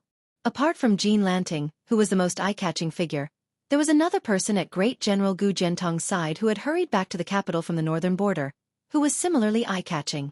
It was a new face, but during this half-year in the capital, people's ears had long grown calluses from hearing so much about him. An ordinary Jianghu man surnamed Yuan, a carp that jumped over the dragon's gate, suddenly became half a great general's adopted son. It was rumored that his temperament was stubborn, vicious and merciless, tormenting the Jianghu sects on the border until they were half dead. Yuan Tingshan followed behind Gu Jiantang, and just so happened to be walking shoulder to shoulder with Jin Sanlang, who was behind Zhang Julu and Grand Secretary Zhang. In comparison, the jade ornament on Yuan Tingshan's waist was very simple, crude and refined, a typical gossamer drawing, combined with the Hamba saber's cutting technique. Jean Lanting was cultured and refined. After being immersed in the capital's officialdom for 2 years and experiencing the bitterness and hypocrisy of the world, after joining the Zhongdang's tutelage, he didn't have the slightest bit of arrogance. At this moment, seeing Great General Gu Jiantong's adopted son, the future son-in-law who was set in stone, when Yuan Tingshan glanced at him, Jean Lanting immediately returned a smile. Little did he expect that this minor official, who was participating in the morning court session for the first time, would unexpectedly spit and lower his head to spit. Jean Lanting was extremely embarrassed, but his skin was who knows how many inches thicker than when he first entered the capital, so he dismissed it with a laugh. Yuan Tingshan's brazen actions made the hearts of some of the eunuchs in the distance tremble. Fine, it was clear that he was another thorn in the side. Yuan Tingshan quickened his pace and asked Gu Jiantang in a low voice, "Great General, when will I be able to carry a saber to court like you?" Gu Jiantang turned a deaf ear.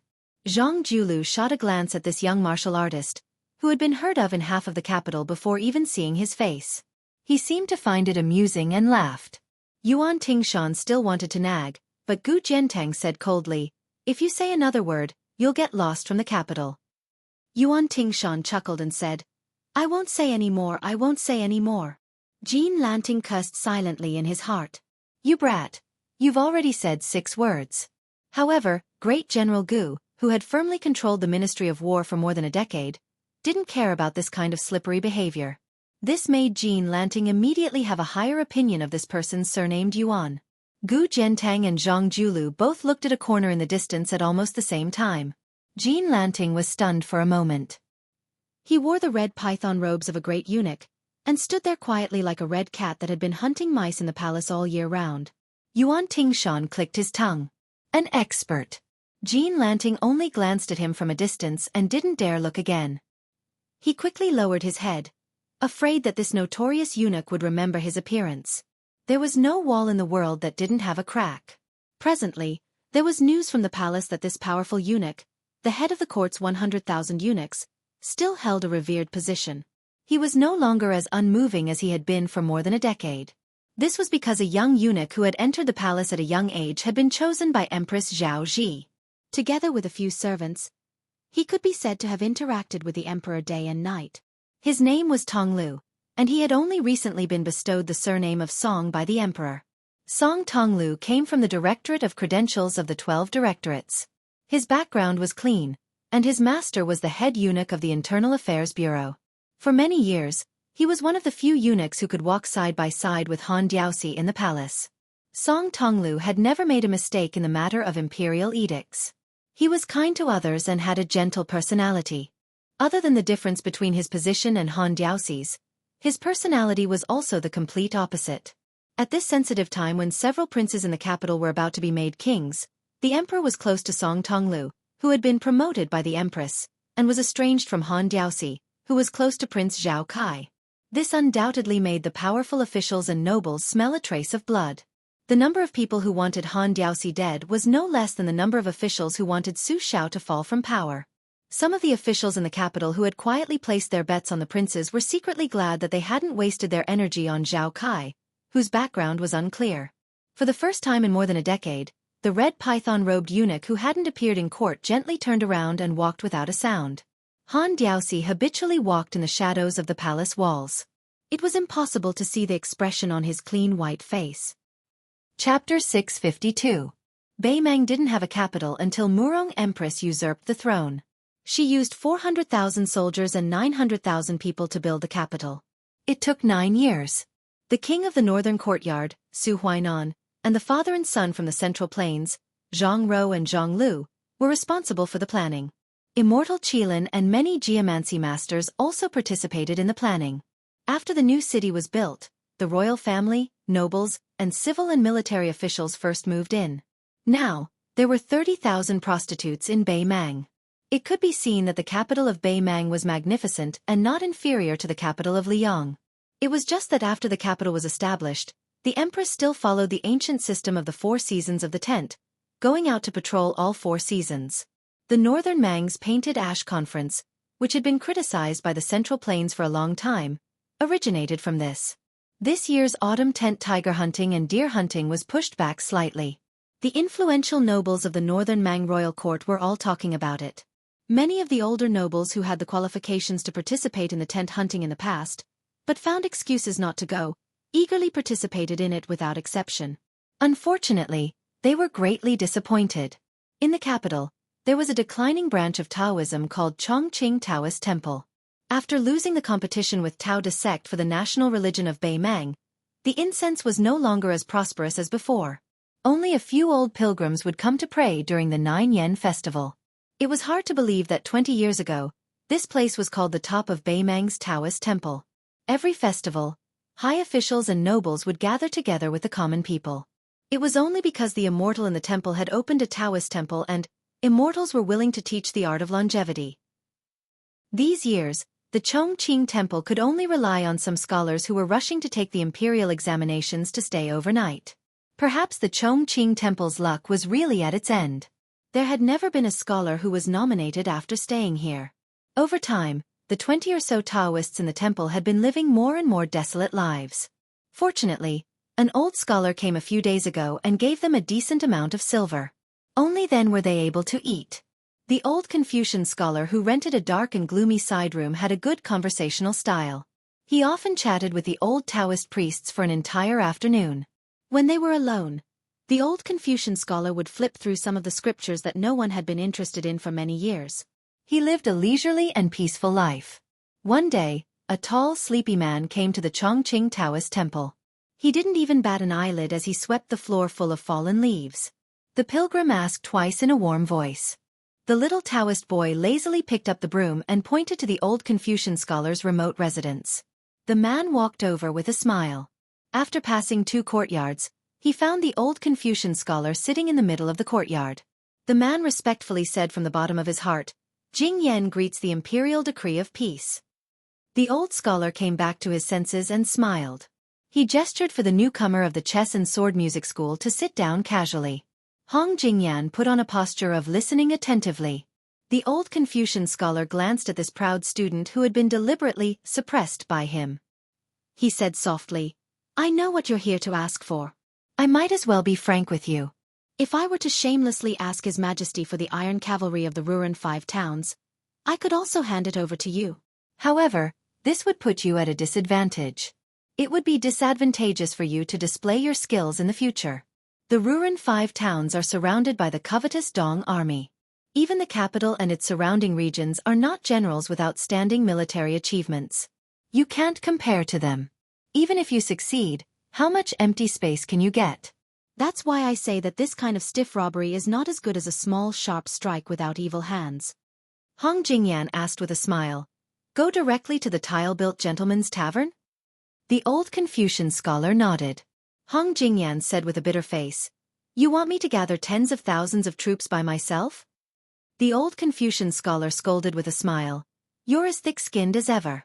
Don't think that just because I haven't been in the chess and sword music school all these years, I don't know that you have hooked up with the sons of the northern and southern nobles. Let alone tens of thousands, as long as you dare, even 100,000 wouldn't be a problem, right?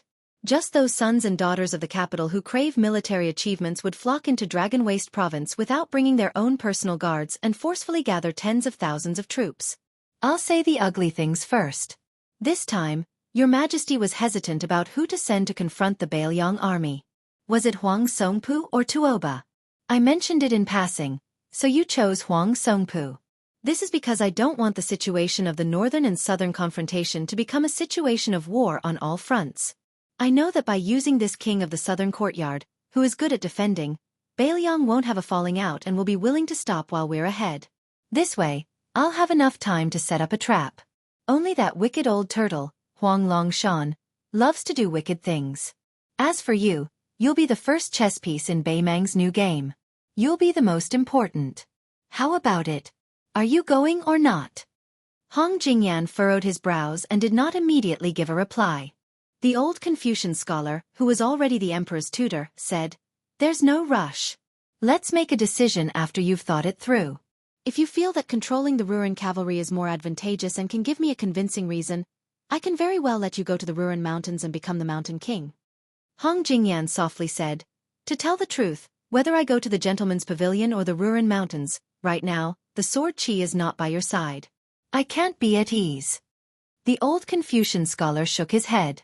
I know what I'm doing. Hong Jingyan looked around and laughed. Are you really not going to meet those nobles in the imperial tent who are willing to dig 3 feet into the ground just to find you? The old Confucian scholar indifferently said, Burning the stove in the officialdom is a great skill. Those fellows who have gone hunting to find me are actually burning a few sticks of incense to Su Huainan right now. Only then will His Majesty pay attention to them. Those who foolishly come to me to burn incense and pray to Buddha and Bodhisattva are all carrying pig heads and meat. Even if I were a true Bodhisattva, I'd still be sick of eating them. When the stove is cold, they can give me a bowl of porridge and a plate of pickles to fill my stomach and warm my heart. There was a long period of silence. Hong Jingyan suddenly stood up and bowed with his hands clasped in front of him. I ask the Magistrate of Peace to play a game of chess with me. The old Confucian scholar waved his hand, ordering him to leave. Hong Jingyan laughed at himself. He did not insist and left the Chongqing monastery. The old Confucian scholar slowly walked to the entrance of the monastery. The boy who was sweeping the floor was exhausted and sitting on the steps. There were already several baskets of fallen leaves at his feet. The old Confucian scholar smiled and bent down to pick up the broom. He helped the little boy sweep the floor. The poor scholar Chen Liangxi was in a small tea house. He muddle-headedly met a rich man from Bailiang who was talking about everything under the sun. He also muddle-headedly followed the hunchbacked and lame old man into a house. There were 2 jade lions in the house and a large plaque with golden words. The little beggar who had been reading with him along the way gently raised his head and read, Bailiang Palace. ###, please guarantee the monthly votes. You guys vote and I'll diligently write. It's that simple. The votes you guys throw at the first 3 days of the month are too ferocious. Therefore, in August, I'll definitely write a perfect 2nd volume. Then, I'll write an even better 3rd volume, He Xinliang. Chapter 653. Seeing that the 2 horses were killed by Su Longxiang, Su Weisheng asked the crossbowman to bring 2 more horses. Ugly was not suitable to show himself, so Su Weisheng sent him to hide in the dark. Blue Bird drove the carriage. Su Fengnian sat in the carriage while Su Weisheng rode the horse outside. Su Beiji sat in the same room as Su Longxiang, his entire body feeling uneasy. Right now, Ren Tu's second son's infamy had spread far and wide in northern Mang. No one doubted his ability to break through enemy lines. Su Beiji was truly scared that a single word of disagreement would cause his limbs to be torn apart like a grasshopper's legs by this withered yellow youth. Su Fengnian lifted the curtain and said, I originally wanted to enter through Toppling Horse Pass. Which way do you want to go? Su Weisheng said calmly, I'm just giving you a ride. Father gave me tens of thousands of cavalrymen, not to send them to their deaths. Su Fengnian deliberately ignored the innuendo in his words and said with a smile, when we part, I'll give you a gift. Su Weisheng did not comment. She walked for 7 to 8 miles, stopped the horse and said, although there are no more than 1,000 Beimang soldiers near Gu Maolong, there are still many horse stables left. Su Fengnian got off the carriage and handed Su Weisheng a bag. She said indifferently, it's okay. Other than Bluebird and Ugly, there's also an otherworldly item wandering 100 miles away. It has the finger mysterious realm. Su Weisheng hung the cotton bag on the side of the saddle. Su Fengnian pleaded, don't throw it away without taking a look. Su Weisheng hesitated and did not rush to turn the horse around. Su Fengnian was familiar with his second sister's cold temperament. He said, it's the head of the 5th raccoon. Su Weisheng frowned and said, the mountain master of Bingti Mountain, Dongzhu's father-in-law? Su Fengnian nodded. Su Weisheng asked, you and a few others succeeded in the sneak attack? Su Fengnian was speechless. Su Beiji, who got off the carriage with Su Fengnian but stood far away, said softly, Second Commandery Princess, His Royal Highness killed the 5th raccoon by himself. Su Beiji, can testify. Su Weisheng sneered and said, how did the king of North Courtyard, Su Huainan's concubine's grandson, change his master? When do you plan to go to Liang Imperial Court and become a slave of 3 surnames? As expected of Su Weisheng, who knew Beimang like the back of his hand, Su Beiji did not explain anything to her relentless criticism. Su Fengnian tried to smooth things over and said, second sister, can you not scare Juzi? He's a good person. Not long ago, he even praised your poetry and said that he wanted to compare notes with you. Su Weisheng patted the ancient sword at his waist and said with a smile, compare notes? Compare notes on swordsmanship? Didn't you tell him that I like to compare notes with scholars and common people? Su Beiji had truly experienced the rudeness of Beiliang's second commandery princess. Su Fengnian said helplessly, all right. He patted the horses but lightly and let Su Weisheng gallop away. Su Fengnian and Su Beiji looked at each other and smiled. They both felt relieved. Su Beiji sighed softly and said, he has the demeanor of Empress Murong. Su Fengnian hugged his neck and scolded jokingly, how dare you talk about my sister like that? Do you want to die? The scholar, who was almost out of breath from being strangled, shouted, how is this belittling? Su Fengnian let go of his hand and sat in the carriage with him. You'll know in the future. After sitting down, Su Fengnian threw the sword case to the black-clothed youth who was grinning from ear to ear. Huang Manor, there are 3 swords in there. I'll give them to you. Didn't you get stabbed by a willow branch? Next time you see him, return the 3 swords to him. Su Longxiang held the sword case and laughed foolishly. Su Fengnian turned his head to Su Beiji and said, Beiliang Palace has an abundant collection of books. If there's anything you like, just take it. It'll be your personal collection. Treat it as my meeting gift to you. How about it? Su Beiji smiled sincerely and said, it's enough. Su Fengnian thought for a while and said, when we reach the prince's mansion, why don't you change your name?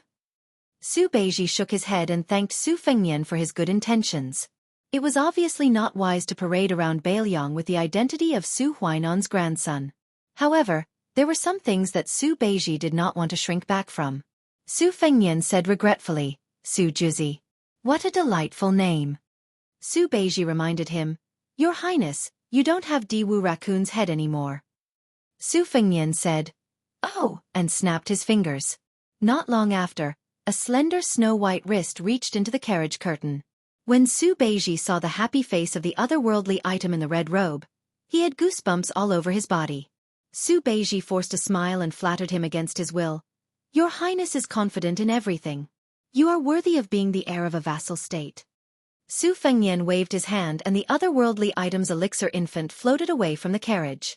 Then, he held Su Beiji's hand and said with a smile, You and I admire each other so much. It's a pity we didn't meet earlier. The corner of Su Beiji's mouth twitched and he whispered, Your Highness, did you also say the words a pity we didn't meet earlier to Diwu Raccoon? Su Fengnian smiled and slapped Su Beiji to the ground. Then he said softly, I like to walk the same path again. They say that there's no turning back in this world. taking advantage of the opportunity to walk the path. It's very comfortable. Without the otherworldly item's intimidation, Su Beiji became more courageous and said, "Your Highness, didn't you have a secret conversation with that retainer when you went out earlier? Didn't you want him to arrange something so that you could secretly meet Yozhou's Gai commandant, Huang Fuqiong?" Su Fengnian didn't say yes and only asked curiously, "You even know Huang Fuqiong?" Chapter 654. Su Beiji nodded. At Ruoshui Hut, Grandpa said that you helped him to the position and used him to stir up the military in Yuzhou. At first, I didn't think highly of Huang Fuxi, but now, I don't dare to underestimate him. Su Fengnian asked, "Have you prepared how to show off your talent to Su Xiao?" Su Beiji smiled and said, "A woman's pregnancy can only be seen after a few months. It's just a matter of learning, so it takes time. I have some glib tongue, but I can deal with other people. After meeting the second princess, I really don't want to go to the Prince of Northern Liang to be scolded. I've already thought about it. When the time comes, I'll ask the King of Bailiang for a remote and desolate county. I'll start as a lowly official. I'll be able to do some practical things, and it won't delay me from sending a small gift to your Highness. The gift itself will take 1 or 2 years to complete." Su Fengnian was surprised. "You can really endure being unknown for a few years." Su Beiji calmly said, "When have I ever been famous?" Su Fengnian grabbed Su Beiji. "Su Juzi, you're really famous." Su Beiji smiled and tried to break free from Su Fengnian's grip, but he couldn't do it. He said helplessly, "Your Highness, even if it's just a compliment, please show me more sincerity." Su Fengnian increased his strength and nodded with a smile. Okay. Show me more sincerity." Su Beiji, who had taken off the mustached man's skin, was fair and elegant. At this moment, he was in so much pain that his face turned red. Su Fengnian laughed and released his grip. Su Beiji angrily said, "Bullying others with martial arts? Is that what a real man should do?" Su Fengnian, who had also restored his true appearance, snapped his fingers again. Su Beiji thought that the otherworldly item wanted to join the fun again. He was so scared that he kept quiet out of fear. Su Beiji had been on tenterhooks for a long time, but the otherworldly item was nowhere to be seen. Su Fengnian giggled and said, "I just snapped my fingers. Do you really think that the otherworldly item in the princess tomb is some kind of earth immortal? Do you really think that I can sense it from 100 miles away just by snapping my fingers?" Su Beiji took a deep breath and lowered his head to flip through a book that he had found with great difficulty in the inn in Maolong military town. Although he looked furious, his eyes were gentle and there was a smile on his face. He was once afraid that the monarch he had to serve was a mediocre person with great ambition but little ability. However, he was even more afraid of meeting a master who seemed to be respectful and modest, who on the surface wished to sleep on the same bed and eat the same bowl as you, but in the depths of his heart, he only treated scholars as murderers. Su Beiji didn't want his knowledge to be wasted on reading people's expressions and guessing their thoughts. Su Beiji put down the book and said worriedly, "Before you came to Beimang, the Liang imperial court had already started to arrange for the princes to leave the capital and be enfeoffed as county kings. County kings don't have military power, but they can participate in local, state, and county politics. These first-generation county kings of the Liang dynasty after the spring and autumn period were given a single title. Currently, we know that there are 3 kings of Tang, Chu, and Shu. I think that the king of Shu will most likely be Zhao Kai. The second king of Jing and Zhao Sun obviously had an expert to advise him. He was the first one to take the initiative to hand over all military power, which is bound to give the king of Yanqi and the king of Guangling a headache. I heard that you had a particularly bad relationship with the old king of Jing, and Xiangfan is also one of the most important cities in the world. No matter if it's east or south, it's a place that must be fought over." Su Fengnian smiled and said, "Zhao Sun beat me up like a drowning dog, and I also stole the Princess Jing and that he secretly admires. That brat can't wait to skin me alive and pull out my tendons to vent his anger." Su Beiji was stunned. He gritted his teeth and asked, "Wait, what do you mean you stole the Princess Jing'en?" Su Fengnian smiled and said, "Her name is Pei Nanwei, one of the few great beauties of the Liang dynasty. I happened to pass by Xiangfan on my second trip and took her to Bailiang Palace." Su Beiji kicked Su Fengnian's calf. Su Fengnian didn't bicker with him. He patted the dust off and said helplessly, "She's not your wife, what are you so anxious about?" Su Beiji glared at him. The sallow and emaciated black-clothed Su Longxiang didn't get angry. He was born to be able to sense good intentions.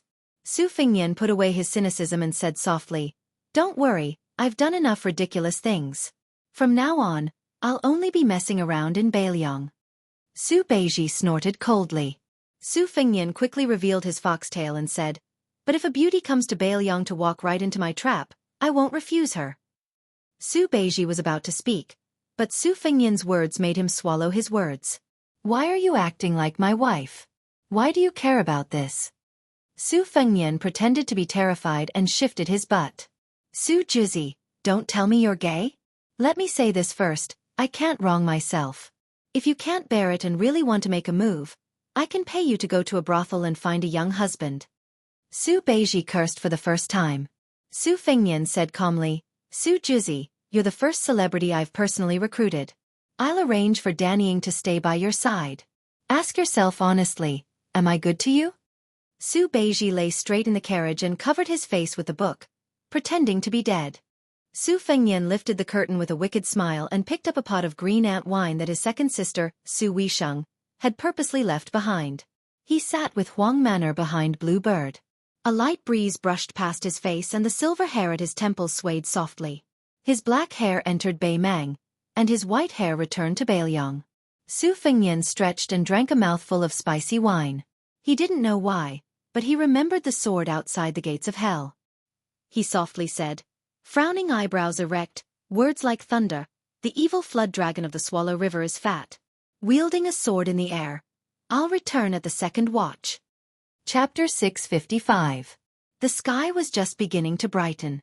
Su Fengnian and his party handed over their official documents. Probably because Liang Mang had declared war, the border patrol was a lot stricter than when Su Fengnian left the pass with the fish dragon gang. One of the border guards lifted the curtain of the carriage with a spear and examined every face.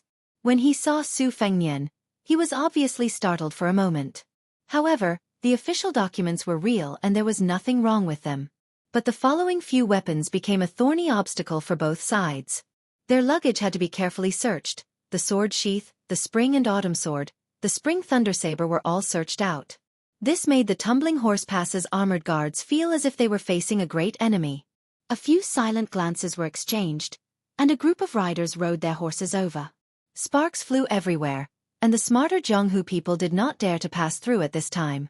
Many of the border tea and horse businesses were also stopped. They had to avoid the sharp edge and endure this period of time before making a good plan. Su Fengnian and his party did not look like merchants, nor did they look like the children of a military family. Carrying so many sabers and swords, how could the Tumbling Horse Pass city guards, who were already on their last legs, lower their guard? Not long after Su Fengnian stepped out of the carriage, a second group of cavalry arrived. The leader of the group was the #1 young master of Toppling Horse Pass, Zhou Ziru. Zhou Ziru had a good memory. When he saw this familiar face that used to belong to that small gang, he frowned. In the past half a year, the Fish Dragon gang had passed through Toppling Horse Pass several times, but nothing happened. Zhou Ziru suppressed his anger and did not act on impulse.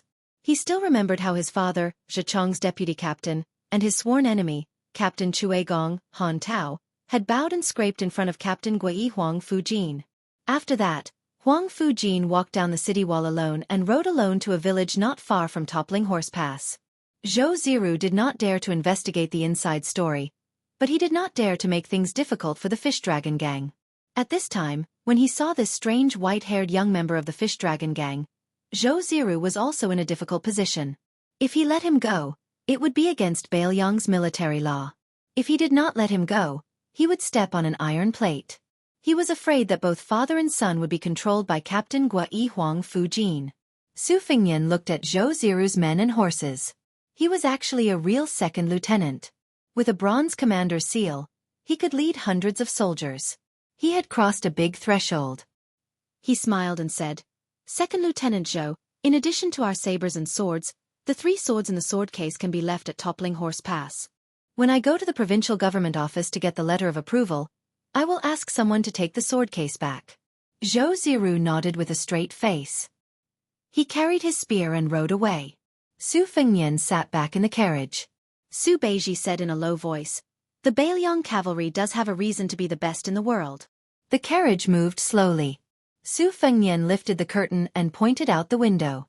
He smiled and said, "In the past, there would often be martial artists from outside the village competing in martial arts on that declining stage to gain some good luck and prestige. Now, you won't be able to see it. Generally speaking, martial artists who know some small tricks won't advertise in the local area.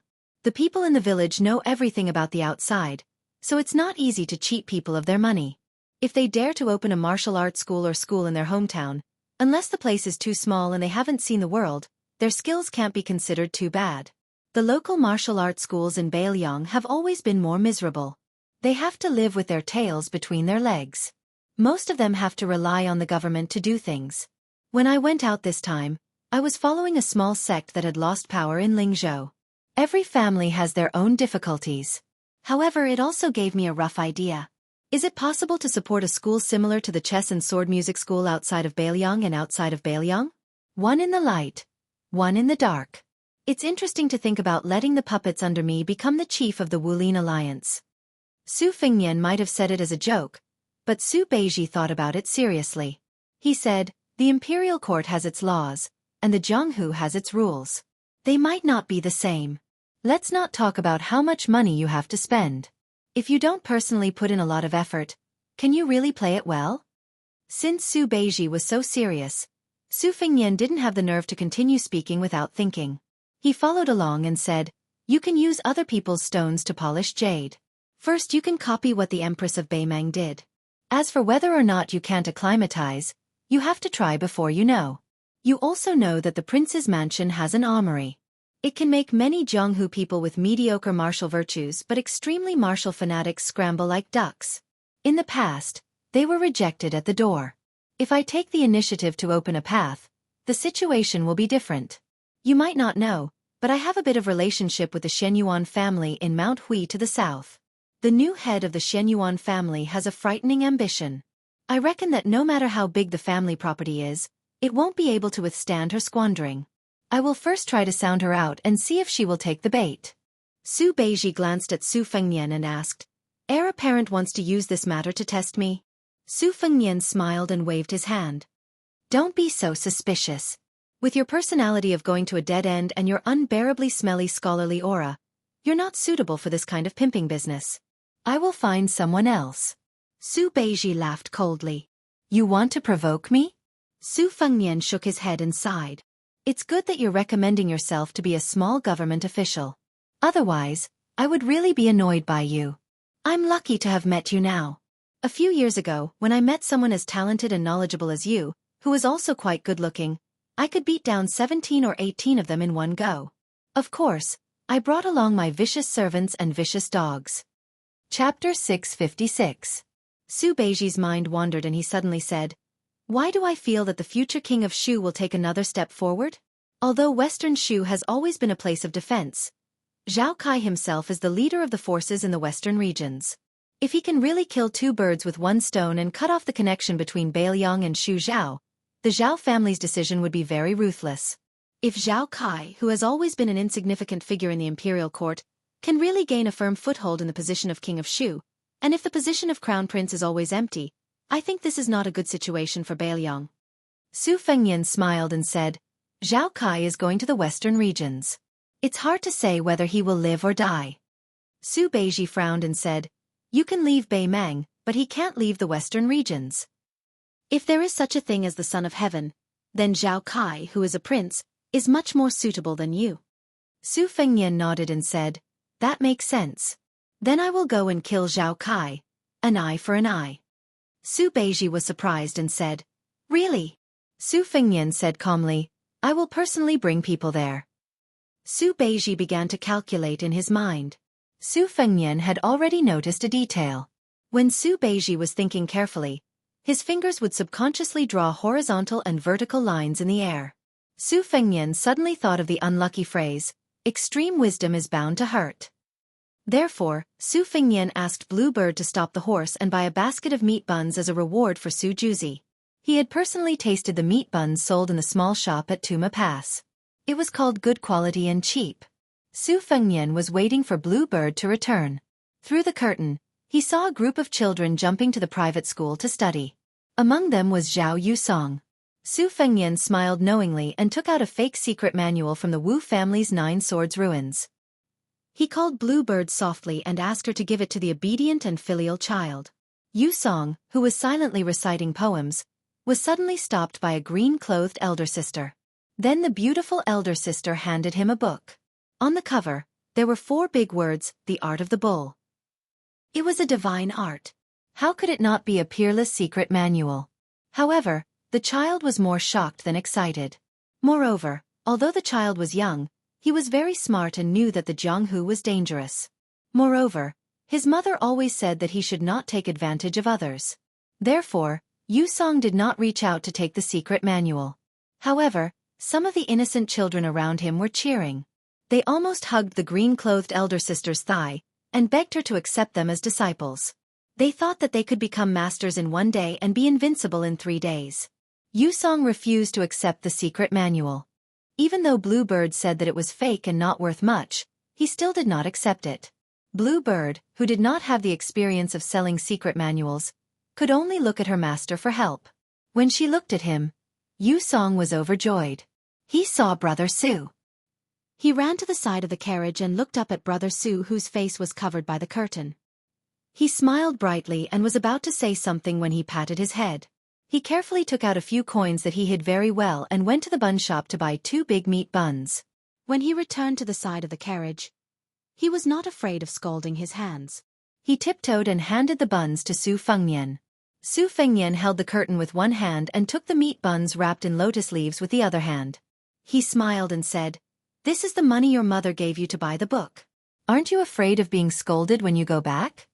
The child shook his head vigorously and grinned. "Of course not. If my mother knew that Brother Su was coming back, she would be more generous than me. Our family is not poor now. My mother is good at embroidery and can make a lot of money a month. My mother also said that there is a place called weaving in the government and wanted to invite her to go there to make money." Su Fengnian knew that Huang Fujin must have hinted to someone. The amount of hinting was just right. He did not treat the mother and daughter unfairly, nor did he disturb their peaceful life. Su Fengnian took a bite of the meat bun and pointed at Bluebird. He smiled and said, "This sister is my friend. I don't know if the secret manual is real or fake. Anyway, I don't need it, so I'll give it to you." If one really practiced this kind of secret manual, even if they had 100 copies, they would not be able to master it even if they worked hard for 10 lifetimes. However, it was not to the extent that they would damage their bodies. They were the most worthless introductory chants of some Jianghu sections. They outlined some stupid tricks that could be found on the streets. They could only be considered to have some benefits to strengthen the body. "Okay." The child took the secret book with a smile, and then solemnly bowed to the green bird. He said in a methodical manner, "Thank you, fairy sister, for giving me this book." The green bird, who had a distant temperament, was also amused and smiled slightly. After receiving benefits, the child with a good upbringing naturally wanted to return the favor. His eyes filled with anticipation, he asked, "Brother Su isn't in a hurry to leave, right? Come to my house for lunch? My mother will definitely be happy. She always tells me that when I grow up, I have to repay her kindness." "Heh, but my mother calls Brother Su as young Master Su." Su Fengnian shook his head and said, "It's no trouble. You still have to go to the private school to study. It's the busy time of the farm season. Your mother will definitely have to work in the fields. Besides, I'm in a hurry to leave Tuma Pass, so I won't stay." The child's face was filled with regret, but he did not stubbornly insist. Su Fengnian smiled and waved his hand. The carriage continued south along the road. On the way back south, the paddy fields of Tuma Pass had already turned from the green and yellow of the Ruren Mountains to a golden yellow. In the vast expanse of golden yellow that stretched as far as the eye could see, there was a young miss dressed in simple clothing that could not hide her graceful figure bending over to harvest rice. Originally, she did not have much land in the village. After she had more money, she could not bear the boredom and bought a piece of land here. The transfer of land deeds was an extremely complicated process. She had thought that the village side would not be able to get through, but she had not expected that the government side would be surprisingly easy to talk to. It was as if they were afraid that she would not buy the land. After she received the land deed, she had been nervous for a long time, thinking that there was a trap that she had not seen through. She had worked hard to save up some money. If she was cheated again, she would slap herself a few times and scold herself for being greedy and for suffering. Fortunately, it was already the autumn harvest and harvesting of rice. Behind her, there were many piles of golden rice that were her family's food. The young miss was filled with a joy that she could not tell others. She was born in Miji, a place that was filled with beauties. She was also an outstanding person in the surrounding 100 li. Many women who were not as beautiful as her had already become the concubines of officials and soldiers, or had been raised as canaries in large private mansions. She did not envy them. She only felt that it was very good to stay here, to stay by Yu Song's side. She straightened her back and wiped her sweat. But how was their benefactor, young Master Su? Her beautiful face turned red and she softly scolded herself for being shameless. Chapter 657. They passed through the western region with a silver vase in hand. Xueqi walked the same path as the white-robed monk who traveled thousands of miles to the west. In Xueqi's party, in addition to the 200 valiant Yulin guards, there were also more than a dozen imperial bodyguards with yellow belts and golden sabers around their waists. Half of them were young men and half were old men. Any old man who was picked was an outstanding talent in the Wulin 10 or 20 years ago. In addition, there was also the female Dharma king of the esoteric sect, who was greatly valued by His Majesty, and a concubine who had no children. After shaving off her 3,000 strands of worry, not only did her appearance and bearing not lessen, but it also made her face, which was hard to tell whether it was gentle or dignified, even more bewitching. She was indeed worthy of being the 6-pearl bodhisattva with the 6 signs. Xueqi had just passed through the world's most dangerous Jiangha, which was known as the Yellow Crane Flying Sword. He rubbed his butt and looked back to ask the female bodhisattva beside him, "Did the Taoist master's mansion of Longhu Mountain's beard transformation scripture go from here to the western region?" It was also said that after the old lord left 3,000 words, he turned into Buddha and crossed the quicksand to the west. Why didn't I feel any celestial aura or Buddhist aura? The woman who once led the ghosts out of Xianxia in front of the crown prince of Bailiang and the old god of swords Li Chungang did not ride a horse. She insisted on walking like an ascetic monk. She said flatly, "There is purple qi coming from the east and going to the west. It's just that you're in the mountains and don't know the mountains." Xueqi snorted and pointed at his own nose. "You're talking about me? You don't say. Before I met you in Xianxia, there was a very celestial senior in the Reed Marsh who praised me for my luck, second only to the princess of a fallen country in West Chu. His insight is like a torch." She ignored the prince's complacency and fluttered forward in her plain cassock. Xueqi subconsciously looked to the north and licked his dry lips. His face was gloomy. According to his second master, Bailiang had been entrusted to Su Shao because he had no other choice. The Lianggan corridor was the throat of the northwest. Once the corridor was opened, the million cavalrymen of Bailiang could easily dive into the central plains from the Huangshui Valley like lions hunting rabbits. In fact, it was not easy for Bailiang to set up defenses. Most of the time there were no barriers along the border. For example, if it were not for the Bailiang cavalry stationed at the wasteland north of Tuma Pass, or if any of the military brigades were used to relieve the defense, perhaps it would have long been crushed by Baimang steel cavalry into a broken bamboo basket, leaking water everywhere. Moreover, the advantages and disadvantages of Northern Mang lay in the fact that Northern Mang's territory was so vast that it was almost as vast as the entire Central Plains. This formed a thick wall in the game of Go, which was something that Northern Liang could not compare to at all. Therefore, Northern Mang could afford to lose several big games, while Northern Liang could afford to lose once and lose the whole game. Xueqi muttered to himself, "If Su Shao doesn't become the local emperor, who can? Gu Jiantang? Maybe he won't even last 5 years." Xueqi curled his lips and rode close to a carriage. He lifted the curtain to take a look. It was the only remaining seal general, the golden-armored man. Xueqi laughed. "Great master is much more generous than second master." Xueqi put down the curtain, a haze that lingered in his heart.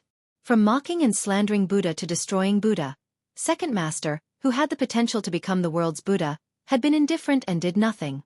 In recent years, he had simply disappeared. His great master seemed to be in danger in the palace. He had no choice but to go west this time. After all, when the tree moved, the person would die. Xueqi, whose throat was almost smoking, swallowed hard. He thought of the peer who was destined to be his life and death enemy and said softly, "Do you dare to come and kill me?" He looked back at the sword gate, which should be the easiest place to set up an ambush. Su Fengnian, it seems that you don't have a chance. Zhao Kai twisted his neck and sneered. Bah, you don't even dare to go to the gambling table. Yu Chou personally sent a message to Huang Fu Shi. This powerful Commandant Gua Yi immediately went to Zhudao City and waited respectfully. He did not dare to alarm the local government and the garrison. He only brought a group of valiant retinues that Bailiang Palace had specially assigned to him. Huang Fu Shi sat alone in the carriage and thought of all kinds of countermeasures. Now, Huang Fu Shi's reputation had taken a sharp turn. As a top warrior of a top sect in Jianghu, he had risked his life to fight Bailiang Palace. Therefore, people in Jianghu had to give him a thumbs up and praise him as a real man. After he joined Bailiang Palace and became a lackey, people in Bailiang all scolded him as a good-for-nothing. For the sake of his promotion and wealth, he had sacrificed almost all the lives of his entire clan and smashed the golden signboard that he had painstakingly accumulated for several generations. However, the honor and disgrace of Jianghu were one thing, but the military and political affairs of Bailiang were completely different. Everyone in Yuzhou was afraid of this jackal. Huang Fu Shi's official position was not low. He was the real Commandant Gua Yi, a first-class general with real power in Yuzhou. In addition, Huang Fu Shi had diligently walked through the vast Yuzhou like an old farmer checking his crops. Although the fence-sitters in Yuzhou might not have good moral conduct, they were not necessarily all good-for-nothings who only knew how to flatter. Among the many commandants who joined Huang Fu Shi, there were many young men who had made great military contributions. These guys had tied themselves together with Huang Fu Shi and had already grown up. The several generals in Yuzhou who had the same official position as Commandant Gua Yi finally realized that Huang Fu Shi did not come to Yuzhou purely to fish for profits, but he was determined to compete with them for military power. In the officialdom, there was a carrot and a pit, and each pit was worth a fortune. When you crossed the line and wanted to take over a few more pits, it was more painful than the hatred of snatching a wife. Over the past half a year, several generals who were in cahoots with each other had teamed up to trip up Huang Fu Shi. Commandant Gua Yi also resolutely fought back. The two sides were fighting fiercely. If it were not for the war in Liangmang, they might have fought with real swords and spears. Chapter 658. Rumor had it that a general had said, "Even if you, Huang Fu Shi, are the new favorite of the great general, can you not follow the rules and blindly snatch territory? Back then, I went through fire and water with the great general. Is the great general someone who likes the new and hates the old? If we really fall out, at worst, we will all be tied up and brought to the king's mansion. I don't believe the great general will favor a guy like you, whose family is as dirty as a toilet." There was a brocade box beside Huang Fu Shi. Inside it was a rare folding fan carved by a famous master. Bamboo Blade City was famous for its bamboo carvings. It was popular in the city for officials to give each other books and fans. This fan cost Huang Fu Shi 3,000 taels of silver. It was made by Huang Wenho of the Jinshe family. Within the bamboo fan, there were more than 10,000 words. The words were small and had the charm of a famous calligraphy. Huang Fu Shi came from a powerful family in the martial arts world. When he was young, he was also an elegant young master who excelled in music, chess, calligraphy, and painting. His vision was naturally top-notch. The reason why he chose the bamboo fan, other than the fan's elegance, was that Huang Wenho was praised by fans in the industry for his vision. However, Huang Fu Shi knew that this old man who did not show off was a genuine martial artist. Huang Fu Shi bought the fan with no less money than Huang Wenho. However, if Huang Wenho was not willing to work for him, then the 3,000 taels of silver would be the price to buy his life. Huang Fu Shi intuitively felt that Bailiang's Jianghu would be taken over by someone sooner or later. He was just feeling the stones to cross the river and explore the way. It would be best if he won the bet, but if not, it was fine to spend some money. Huang Fu Shi did not even care about his face and family, so why would he care about those worldly possessions that he would not bring with him when he died? Huang Fu Shi smiled lightly. He had been waiting outside Bamboo Blade City for an entire morning and did not lift the curtain once. If I, Huang Fu Shi, dare to go bankrupt on the gambling table, would you generals with dead wives dare to? The carriage slowly turned around and drove into the city. Only then did Huang Fu Shi lift a corner of the curtain. He looked at the simple carriage in front of him and gently put it down. The carriage stopped at the entrance of an ordinary inn in Bamboo Blade City. Huang Fu Jin got off the carriage, leaving behind the elite retinue that would never be loyal to him in this lifetime, and quietly followed. Along the way, Lieutenant General Xueqi did not look sideways. They followed him to a quiet single-family residence in the backyard. After Su Fengnian sat down, he asked Bluebird to buy some dyes. His current appearance was too unbecoming. He beckoned Huang Fujin, who was standing at the door, to enter the house. The burly general prostrated himself on the ground without any hesitation, the brocade box placed beside his hand. Su Fengnian didn't pretend to be amiable and approachable. Su Beiji helped him take the brocade box. Su Fengnian opened it and took a look. With a snap, he opened his folding fan and squinted his eyes. He smiled and said, "It's a piece of art. One look and I can tell it's the work of someone from the Jinling school." Huang Wenhou? Then wouldn't General Huang Fu have spent a year's salary on it? Huang Fujin said softly, "As long as your highness doesn't mind dirtying your hands." Su Fengnian waved his bamboo fan, feeling that it was too romantic to wave a fan in autumn. Thus, he tossed it to Su Beiji, who was quietly drinking tea at the side.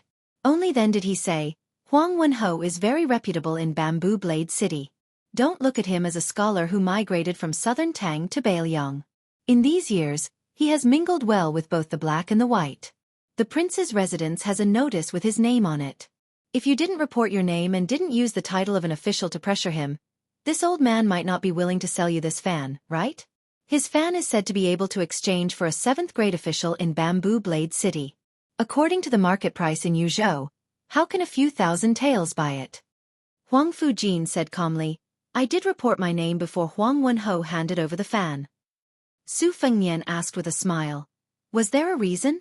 Huang Fujin replied, "Many of the big ruffians in Bamboo Blade City have acknowledged Huang Wenhou, who is proficient in feng shui, as their master. I was wondering if this local snake was tactful. After all, Bailiang is your highness's Bailiang. Since they are making a living here and are so fat, they should at least put in some effort when they need to. One cannot forget one's roots. However, your highness, please be at ease. When I went to the Huang family, I didn't pull a banner. I only calmly made 2 transactions with Huang Wenhou. One was the transaction of the bamboo fan, and the other was that I took care of his adopted sons in all aspects. He gave me gossip from all walks of life. Of course, it's inevitable that there will be bloodshed when necessary. At that time, both I and Huang Wenhou had spoken openly, so it can't be said to be bullying others." Su Fengnian and Su Beiji, who were still talking about that Jianghu matter not long ago, looked at each other and smiled. Su Fengnian nodded and said, "Stand up and speak." Huang Fujin didn't dare to be pretentious. He stood up and lowered his eyelids, looking at the tips of his feet from beginning to end. Su Fengnian smiled and said, "I'll read the secret letter you sent to Wutong'an on time when I go back. If I'm satisfied, haha, I should be satisfied."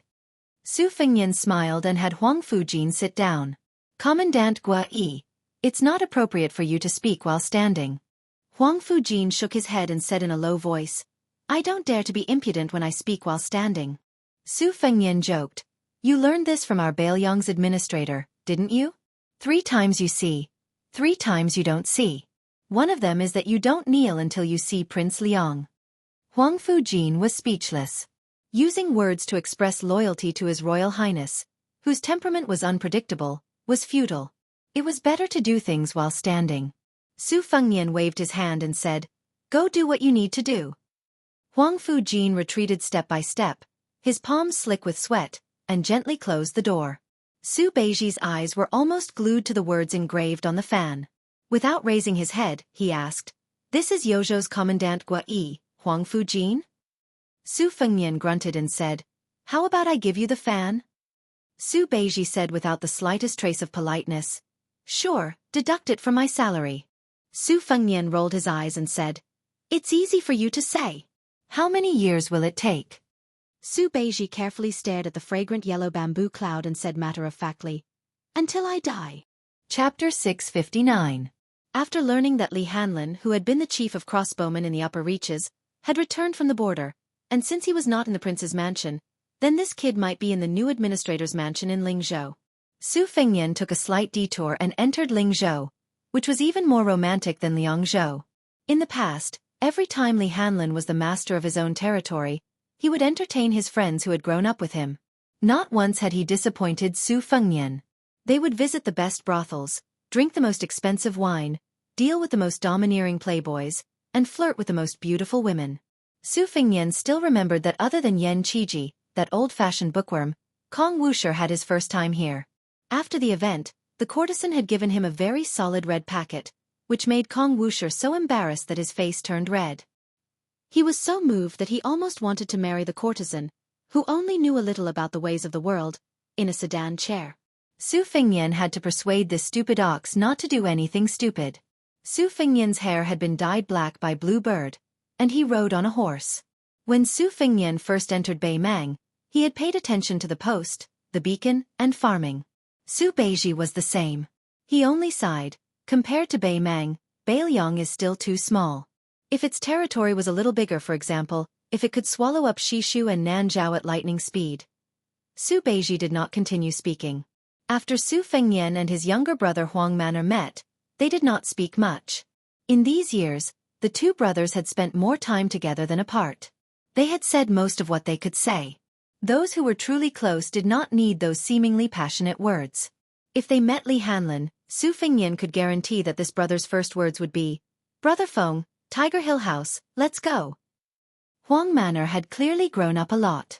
He smiled less and was more silent. Occasionally, there was a trace of determination between his brows. Speaking of which, it was strange. Ever since they were young, Huang Man'er had never been close to their second sister, Su Weisheng. One of them was extremely intelligent, as if she had a mind of her own, while the other was simple-minded, as if she had no mind of her own, so they couldn't get along. However, Huang Man'er and their eldest sister, Su Jihu, were only relatively close. Ever since they were young, Huang Man'er's heart had always been in sync with her older brother, Su Fengnian. This time, when Huang Man'er came down from Mount Longhu, he actually knew to go to Shangyin Academy to visit his second sister. He even gave his beloved tiger Kuei to Su Weisheng. This made Su Fengnian feel very surprised. Before reaching the capital of Lingzhou, he found out from the conversations of the people in the tea houses and restaurants that Li Hanlin, the great calamity Li, had a change of heart after being trampled by a warhorse. He had really earned great military merits at the border. This time, when he returned to his hometown, he did not even go to the brothel. He did not stay at home for more than a few days before leaving with his fellow soldiers. This made the frightened people of Lingzhou sigh that they did not understand the ways of the world. Of the 4 young masters of Beiliang, other than His Royal Highness, who was still frivolous, Yan Qi, who was originally somewhat talented, had gathered the relatives of the emperor. He had also benefited from Jean Lanting's resignation and became a noble Jean Lanting. Of course, this was only a small Huang family. The great Huang family had a small Huang family with enough qualifications to replace Jean Lanting. Kong Wuxia had entered the imperial army. Now, even Li Hanlin, who was endlessly spoiled by the administrator, had great accomplishments. The people of Lingzhou sighed with emotion and felt rather helpless.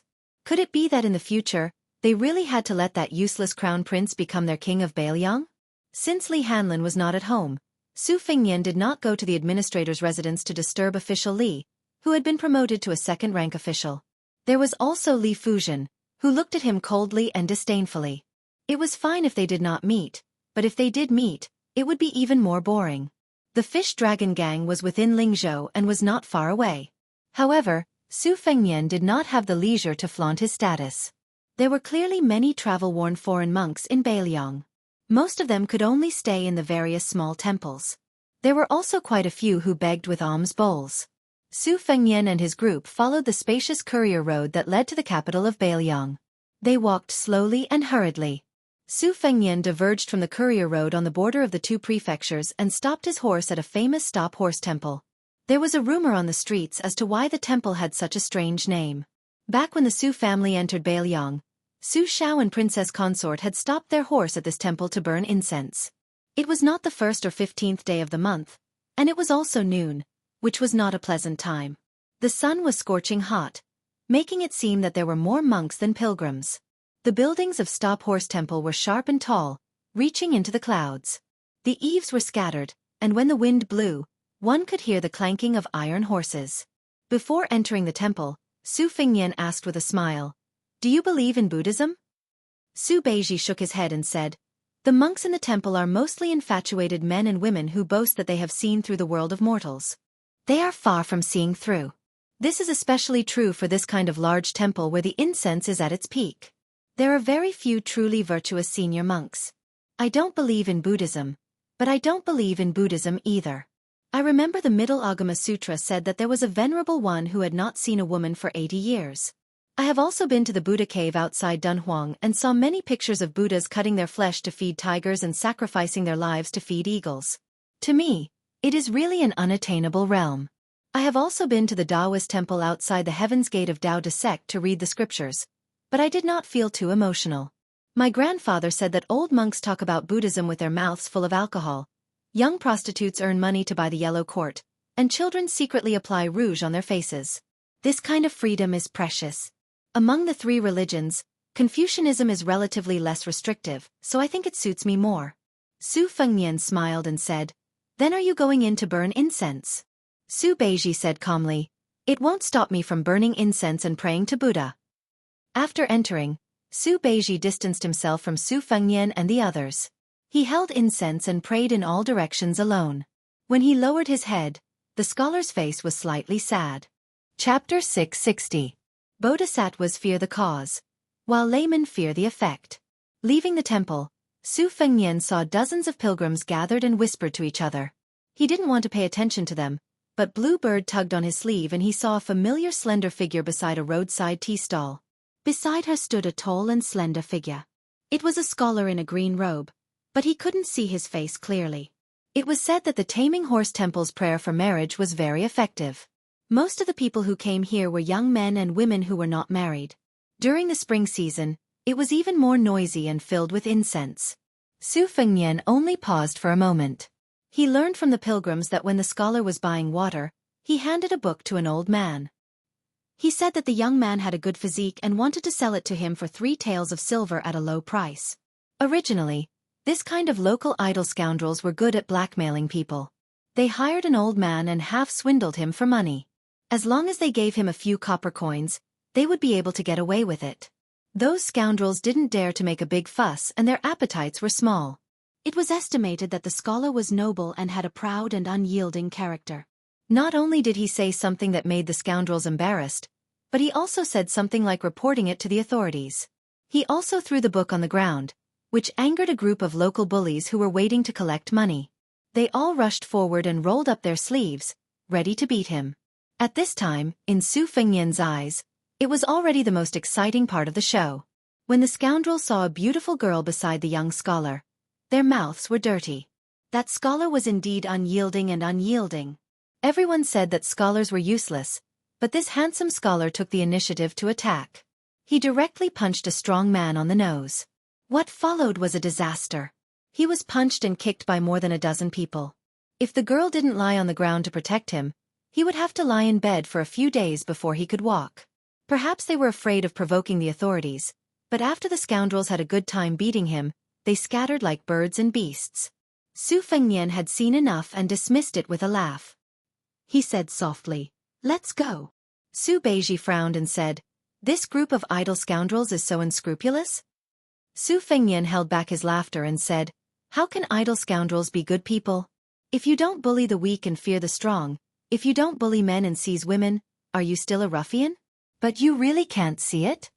Su Beiji understood immediately and said self-deprecatingly, "Understood." After the scoundrels who were looking for money, they didn't take the opportunity to grope the girl. It's against all common sense. This was a trap set and scoundrels, together. After Su Fengnian mounted the horse he said, "I got tired of this trick when I was 13 or 14 years old." She remembered that at first, she was fooling around with a popular courtesan in Liangzhou. However, she saw through it at a glance. She just didn't say anything. Naturally, I'm not like this girl from a respectable family, crying her heart out and wishing she could give herself to him. Su Beiji shook his head helplessly.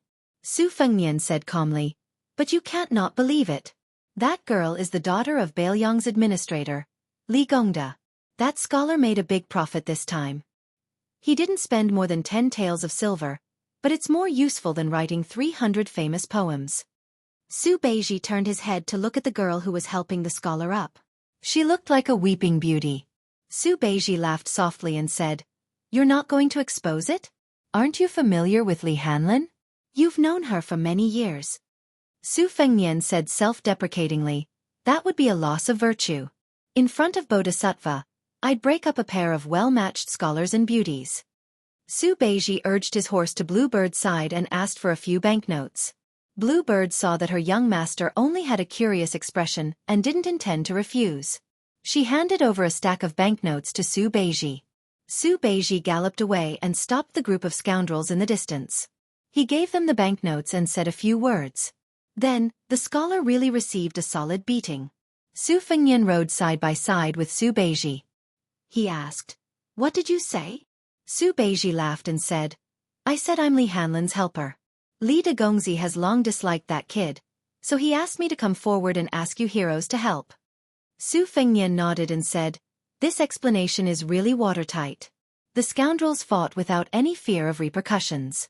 Even if that scholar had relied on the Li family's chicken and dog to rise to the heavens as an official, when he found out about this story, he still did not dare to cry out for injustice. He had forked out money to hire someone to beat him up. It was too sullen. "Are you being mean?" Bluebird smiled knowingly. Su Beiji said calmly, "Since ancient times, scholars have been the best at killing scholars." After galloping out for a moment, Su Beiji suddenly felt somewhat regretful. He asked, "We gave them more than 300 taels of silver. Isn't that too much?" Su Fengnian laughed aloud and pointed his horsewhip at this scholar, whose belly full of evil tricks was far better than the other fellow. He was starting to really admire Su Beiji. ###first. I don't understand. Is there such a thing as number one? The monthly votes are within the rules. Everyone can fight for it. I don't have any objections. Whether you win or lose, it's your own ability. However, is it difficult for an author to quietly write a book and for readers to quietly read a book? Who's more hardcore? Who's more loyal? Who's more loyal? Who's more ferocious? You even King said you prepared 1,000,000? Others are fighting for monthly votes with you. Are they just shining your shoes? The little fish in the pond? You should be happy in your own group. Why do you have to make such a fuss? Fine, I'll fight for number one. P.S. Let's talk about this month's update. 5,000 words per day for this month. Take 1 day off every week. Chapter 661. The autumn wind was chilly, and the green ant wine was in high demand. The willows at the intersection of the two relay roads outside the city were particularly thick and strong. Under the shade of the willows was a clean wine shop. The wine seller was an old man in his 50s. As business was getting better, he let his son and grandson, who were busy farming, come here to help with the business. Originally, it was more suitable for the daughter-in-law to do the odd jobs. After all, only a woman could put her face down and bargain with the customers. The old man was a simple man. After doing business for more than 10 years, he was still shy and could not open his mouth. However, a few years ago, his daughter-in-law had caused a disaster by offending a group of drunken and troublemakers. The old man did not dare to let her suffer. Even now, he still had lingering fears. At that time, if it were not for someone passing by the wine shop who could not stand the sight of those dandy young men in bright armor, he would not only have to pay to avert the disaster, but also his daughter-in-law's chastity. Even now, when he thought about it, the old man still felt guilty and uneasy. He felt that he was useless. Later on, when he heard that those young men who relied on their connections to join the army were probably the personal guards of the Crown Prince of Bailiang, the old man accepted his fate. However, it was a pity that the great general was like a tiger father and a dog son. When he was drunk in private, he would curse a few words about the ways of the world. He thought that when the great general passed away one day, he must not let the crown prince be the king of Bailiang. Everyone said that General Chen Zhibao was invincible on the battlefield, but he was kind to the soldiers and the people. The old man and some of the old farmers in the neighborhood who were about the same age also thought that General Chen was good at fighting and would not be bad if he became the king of Bailiang in the future. Today, the old man was in a good mood and took out the homemade green ant wine that he could not bear to drink. Green ant wine was not expensive to begin with. High officials and dignitaries could afford to drink it, and the common people also did not lack the money to buy it. Only black market merchants who were blinded by greed would drink it. However, There were also good and bad green ant wine. Generally, it was sold in bulk by the caddy and by the bowl. Although the old man was kind, he was not willing to lose money and take out the mellow-aged wine. The main reason was that the old rich man who was sitting there drinking wine was his benefactor. That year, if it was not for this old man who stopped that group of lawless soldiers, his daughter-in-law would have been dragged to the barracks by those bastards. Today's jar of green ant is free of charge. In the old man's opinion, elder brother Su, who was drinking, couldn't be a rich gentleman. He was dark and skinny. He probably worked hard to earn money. However, he was dressed well. At least his clothes looked like silk and satin. It was comfortable to look at. After dealing with a table full of customers, the old man finally had some free time. He draped a wet towel over his shoulder and sat at the table next to him. He smiled and said, "Brother Su, why don't you call nephew Yuan over for a drink? I haven't seen you guys for 2 years. What's wrong? Are you afraid that I'll go bankrupt from drinking?" A tall man with a dignified appearance stood at the edge of the shade. The old man remembered clearly that he was the one who had taught those little bastards a lesson. Later, he learned that he was old brother Su's adopted son, surnamed Yuan. The old man had been selling wine here for many years. He had seen many children of rich families come and go, but none of them could compare to this young master Yuan. Old brother Su had such a good character and appearance as his adopted son. Good people are rewarded. However, today was different from the few times they had met before. Old brother Su had brought a pair of people with him. One was a young scholar, and the other was a well-behaved little girl. It was strange that young Master Yuan wasn't sitting at the table to drink. Could it be that the scholar was old brother Su's biological son and granddaughter? They didn't look alike. However, the old man wasn't a gossipy woman. He didn't mention this. The rich man waved his hand and smiled. He doesn't like to drink and is arrogant. Even if I personally persuade him to drink, he will say that excessive drinking will make things worse. His reasoning is always better than mine. I can't win against him. Brother Huang, let's just let him be. Old Huang smiled and nodded. It's fine, it's fine. Not drinking is better than drinking. Unlike young Master Yuan, my son isn't cut out for great things. He always sneakily drinks a few mouthfuls when I'm not paying attention. I'm too lazy to scold him. We're already so old. We've thought things through. The old man with the surname Su drank a mouthful of green ant wine. He took a deep breath and snorted. With a face full of joy, he said, "Brother, your words are very straightforward." The old man was happy. He laughed and said, "What do you mean by straightforward? It's all nonsense. We don't know any reasoning. We're just living our lives. My grandson went to a private school to learn how to read. I'm just waiting for him to change the word wine on the brochure. It doesn't matter if it looks good or not. It's fine as long as he can recognize it." The old man thought for a moment and said, "My son's handwriting is quite good. Why don't we use it first and change it when your grandson learns how to write couplets?" Old Huang was stunned. He rubbed his hands and said with an embarrassed expression, "That's good. But won't it be too troublesome for you?" The old man waved his hand and smiled comfortably. "It's fine. I'm here today to wait for my son to come home. When he finishes drinking, won't it be easy? It's just that I don't have a pen and ink." Old Huang slapped his thigh and said, "If you don't have it, then go get it. The village isn't far. It's 2 miles away. I'll get my grandson to go get it. That brat's legs are very nimble." There was a child who had been in the private school for less than 2 years who had been happily squatting nearby. He rested his chin on his hand and peeked at the little girl sitting at the table. He felt that she was really beautiful. When he heard his grandfather praising his legs in front of everyone, he felt very proud and smiled. Without his grandfather's instructions, he stood up and disappeared. Old Huang generously took the bowl of wine that Brother Su handed over. He took a sip and asked with a smile, "Brother, is your son a scholar who wants to take the imperial examinations?" The old man shook his head and said, "He's not very educated. However, I've been forcing him to go out for the past few years.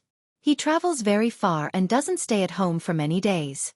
Sometimes, I regret it." The old man sighed and said, "Brother Su, young people should go out and experience more. Otherwise, they won't be able to support a family. Brother, your family business is definitely not small. Unlike us who only have 1 mu of land our whole lives, Young Master Su will definitely have to suffer more. It's a good thing. The scholar who didn't drink much smiled and raised his head to look at the end of the post-house road. Old Huang only drank half a bowl of wine before he went to greet the other tables of customers. The tavern was a small business with a small profit margin. It was rare to have a repeat customer, so all of them were unfamiliar faces. The table of scholars didn't have loud voices, but it sounded like they were talking about the world. Old Huang couldn't understand them anyway. The table of people who had been in the Jianghu were mostly dressed in simple clothes. Among them, there was one who was dressed in brocade clothes and had a loud voice. He spoke with a foreign accent, but he was relatively generous. Other than 2 jars of green ant wine, he also ordered a few caddies of cooked beef. The tables of people didn't interfere with each other's business. The scholar talked loudly and arrogantly. Chapter 662. On the other hand, the group of Jianghu people took a few more glances at young Master Yuan, who was standing like a spear by the side of the post-house. There was some fear in their eyes. They knew their own weight. They had come to Beiliang to make a living. They wanted to open an escort agency near Liangzhou, or join a slightly larger gang. They had traveled a long way. They had left their hometown in Liaodong because they had been bitten black and blue by a mad dog who also had the surname Yuan. Their original gang had been strangled by that brat, so they definitely had some tricks up their sleeves. They were definitely not those so-called invincible fighters who fought all the way from the village head to the village head, from the east to the village head, and from the east to the village head. They were also not boxing masters who dared to call themselves grandmasters. The reason they had chosen Beiliang as a place to stay was because they knew that the king of Beiliang had brought prosperity to Liaodong. Although Beiliang had suppressed Jianghu quite a bit, at least there was some incense burning there. Furthermore, they were just a few small fish and a few small shrimps. They had not done anything against the country's laws, so it should not be difficult for them to make a living. However, since they were unfamiliar with the place, they had to be careful.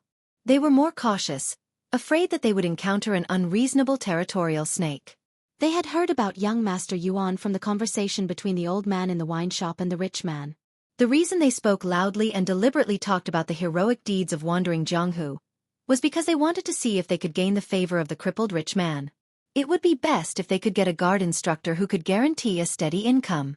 Otherwise, they were embarrassingly short of money and did not have much traveling expenses. They would not put on a facade and ask for a few more caddies of beef. A single copper coin could not kill a hero. How could they dare to rob in the territory under that butcher's jurisdiction? A scholar put down his wine bowl and clicked his tongue. The Longxiang army penetrated deep into the enemy's territory alone and showed the might of the Beiliang army. The Great Snow Dragon cavalry even killed all the way to the northern barbarians' Nanjing prefecture. This is all true, but what does His Royal Highness have to do with this? I've heard that the Crown Prince is very confident. So it turns out that you've been strategizing in a brothel in Liangzhou from thousands of miles away. Impressive, impressive. Another scholar from the same school who had studied the books of the sages shook his head and laughed. It's the same thing. They're both fighting on horseback. His Royal Highness is fighting on horseback when he's on a girl in a brothel. Isn't he fighting on horseback? Yuan Liang, you are underestimating our hereditary His Royal Highness. A scholar with a jade pendant hanging on his waist sneered. I'm waiting for this prince to ride the Empress of Beimang. That's true ability. When the time comes, I'll be the first to tame him. The scholar who started this said in a strange tone, Is the age difference a little too big? Scholar Xuanyu asked, Isn't His Royal Highness famous for being unrestrained? The table of scholars who were worried about the country and the people burst into laughter. Young Master Yuan, who was standing quietly in the distance, narrowed his eyes. Instantly, a strong murderous aura exploded from his body. Among the 3 old and young people at the next table, the little girl who knew how to be grateful looked indignant. There were tears in her eyes. The old tycoon drank a mouthful of wine and smiled. Chen Shiliang, the scholar from Jiangnan, also smiled gently. The scholar at the other table, who was wearing the most luxurious clothing, put down his wine bowl heavily. He didn't point at anyone and laughed. I've heard that the Crown Prince of Beiliang went to Martial Emperor City and even went to the top of the city wall. Later on, he followed the old god of swords and killed his way to the king of Guangling by the Guangling River. I admit that I can't do it even if I have 100 guts. If it were someone else, let alone doing it, they would be so scared that they peed in their pants. Don't talk to me about having an expert protecting you. At this level of grudge, it doesn't matter if you're the crown prince or not. I don't believe that a crown prince who only knows how to bully women can make a sword immortal like Li Chungang escort him for thousands of miles. Can he make the second in the world martial emperor city? Let him go to the top of the city wall and walk out of the city? His friend tugged at his sleeve and shook his head slightly, indicating to his brother not to let his emotions affect his decisions. Scholar Pendant Jade had a calm expression and said slowly, "Is a boorish man worthy to talk about the world's affairs? A toad opens its mouth to the sky and swallows the sun and the moon? You sure talk big." When arguing with someone, how could the people of Jianghu win against a scholar? That person of Jianghu in embroidered clothes was probably an impatient boorish man. When he heard such sarcastic remarks, he grabbed a knife on the table and immediately held down the people at the same table. Chen Xiaoliang finally opened his mouth and smiled. A toad swallowing the sky and the moon is called ambition. Even if it's unpleasant to hear, it's just having high standards. But a frog at the bottom of the well looking at the sky is petty. A scholar shot a glance at this shabby scholar in white clothes and sneered. "Who do you think you are?" Chen Xiaoliang said calmly, "Let's not talk about me first. Even if you read a few sage books, you're not even a thing. If I were your father, I wouldn't have ridden your mother. What's the use of giving birth to you?" The little girl covered her mouth and laughed. She secretly gave Brother Chen a thumbs up. Chen Xiaoliang touched the little girl's head and ignored the scholars who were so angry that their chests almost exploded. The rich man glanced at the people of Jianghu and greeted old Huang with a smile. "Come, give these warriors 2 jars of green ant wine and 5 caddies of beef. Put it on my tab." "All right, Brother Huang, this money can't be less." The people at the table were not pretentious and cupped their fists to thank him. Dust flew on the road to the inn. The old man stood up and put his hands into his sleeves. He gently looked at his son who went all the way to the north and cut off Su Huainan's head and the 5th raccoon's head. Su Fengnian turned over and got off the horse. White Bear Yuan Zuozong smiled and walked forward to take the reins of the horse. Su Fengnian smiled and thanked him. He said, "I'll drink a bowl of wine with second brother Yuan later." Yuan Zuozong nodded. The old man rubbed the head of his second son, Huang Man'er, and then walked to the table with his eldest son. He said softly, "You've become darker." Su Fengnian nodded. After the father and son sat down, the little girl sensibly moved to Chen Xiaoliang's bench. She greeted the brother who had once picked up the wishing money for her and gave her a big watermelon. She shyly called young Master Su. The latter reached out and pinched her nose. He smiled and said, "Now you're much fairer than me. In the future, there will be a lot of handsome young masters lining up to admire you." At the table, the old man sat alone on a bench. Chen Xiaoliang and the little girl sat on another. Su Fengnian and Su Longxiang sat together. Su Beiji sat on the last bench. Yuan Zuozong stood and drank a bowl of wine. He stood back to his original position. Su Xiao asked with a smile, "All right, I boasted to the tavern's owner, Brother Huang, that your handwriting is not bad. I want you to write the word wine, so that I can hang it on a pole to attract customers. Is that okay?" Su Fengnian drank a bowl of wine and wiped the corner of his mouth. "It's okay." The little boy hurriedly brought a brush, ink and a small piece of satin that was carefully stored at home. Su Fengnian raised his arm and wrote. But he wrote very slowly and neatly. Old Huang was naturally satisfied and thanked him repeatedly. When Su Fengnian returned the brush and ink, he stood up and said with a smile, "No need, no need." He even joked that his father must have come here many times to cheat wine. It was just a small matter. After a moment of silence, Su Xiao wanted to say something but stopped. Su Fengnian lowered his head and drank. His lips touched the edge of the bowl. He slightly raised his head and said, "I already know." Su Xiao nodded. Su Fengnian asked softly, "Are the troops ready?" Su Xiao smiled. Su Fengnian tightly pursed his lips. "I won't enter the city first. I'll go later." Su Xiao sighed in his heart. Su Fengnian drank another bowl of wine and gently stood up. Su Xiao raised his arm to Yuan Zuozong. Su Beiji bowed deeply to the old man before sitting down. While sitting down and drinking, he and Chen Xiaoliang looked at each other almost at the same time. They looked at each other but quickly moved away. Su Fengnian mounted the horse and galloped to the northwest. There were 800 white horses of the Phoenix Battalion ahead. They were going to kill Prince Zhao Kai. Su Xiao sat down and drank. Old Huang came closer and joked, "Young Master Su is really handsome. You don't look like old brother Su at all." Su Xiao asked Old Huang to sit down and laughed. "It's good that he doesn't look like me. If he looks like me, it will be difficult to find a wife. He looks like his mother. What a blessing." The old wine seller had a deep expression on his face. Su Xiao stood up to pay the bill. After much persuasion, he finally handed it to the old man. Before he left, he said, "Those people who caused trouble here back then were not from the Feng battalion. I have to tell you about this, brother." Old Huang smiled. "It doesn't matter. We can't afford to offend anyone. We just want to be safe."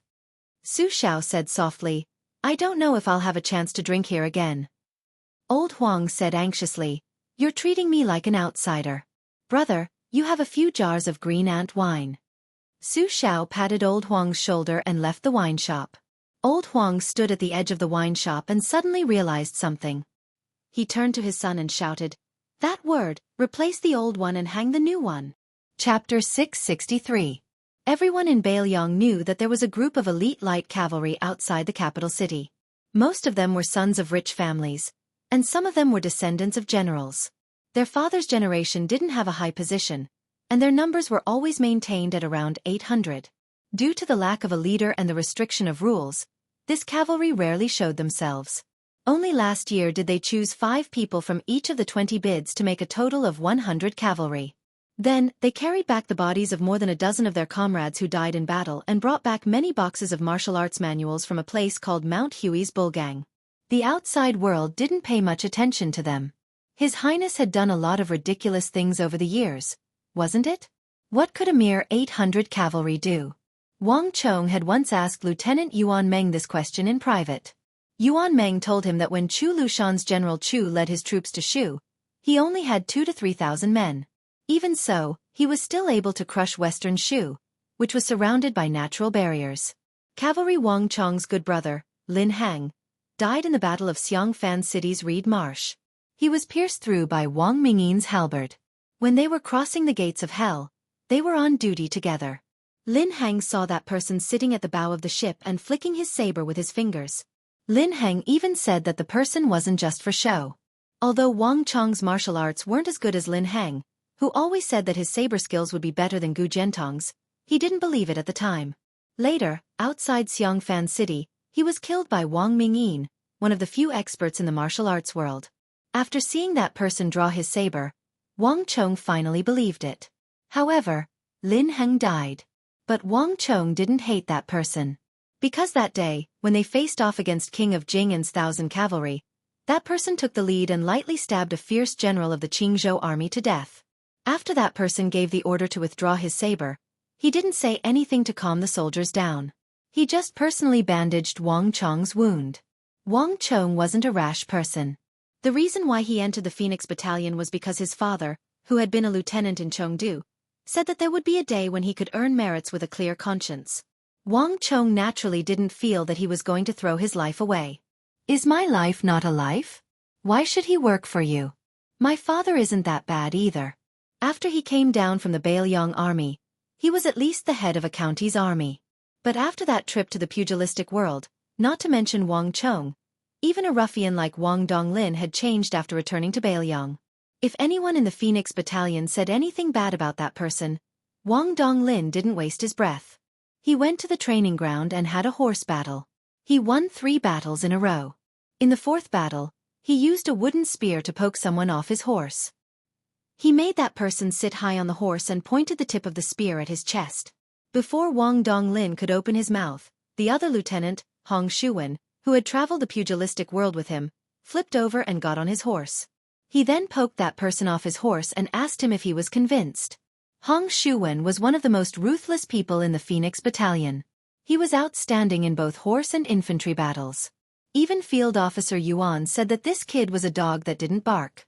When he bit someone, he didn't know how to hold back. Very quickly, no one in the Phoenix Battalion dared to speak ill of this young man who had never stepped into the military camp. It wasn't that they didn't want to say anything, but they didn't dare to. Damn it, Hong Shuwen had fought with a few people in private. Field Officer Yuan always said that he would punish him, But after the fight, he didn't say anything. There were even people who saw Field Officer Yuan giving special treatment to Hong Shuwen, teaching him a few spear techniques. Everyone finally understood that Field Officer Yuan had also switched sides with that fellow. Moreover, after that incident, the famous Great Halberd Ning Amei of the Bailiang army would occasionally visit the Phoenix Battalion's encampment to look for Wang Chong and Wang Donglin's cavalry. During this time, he even took in 2 anonymous disciples.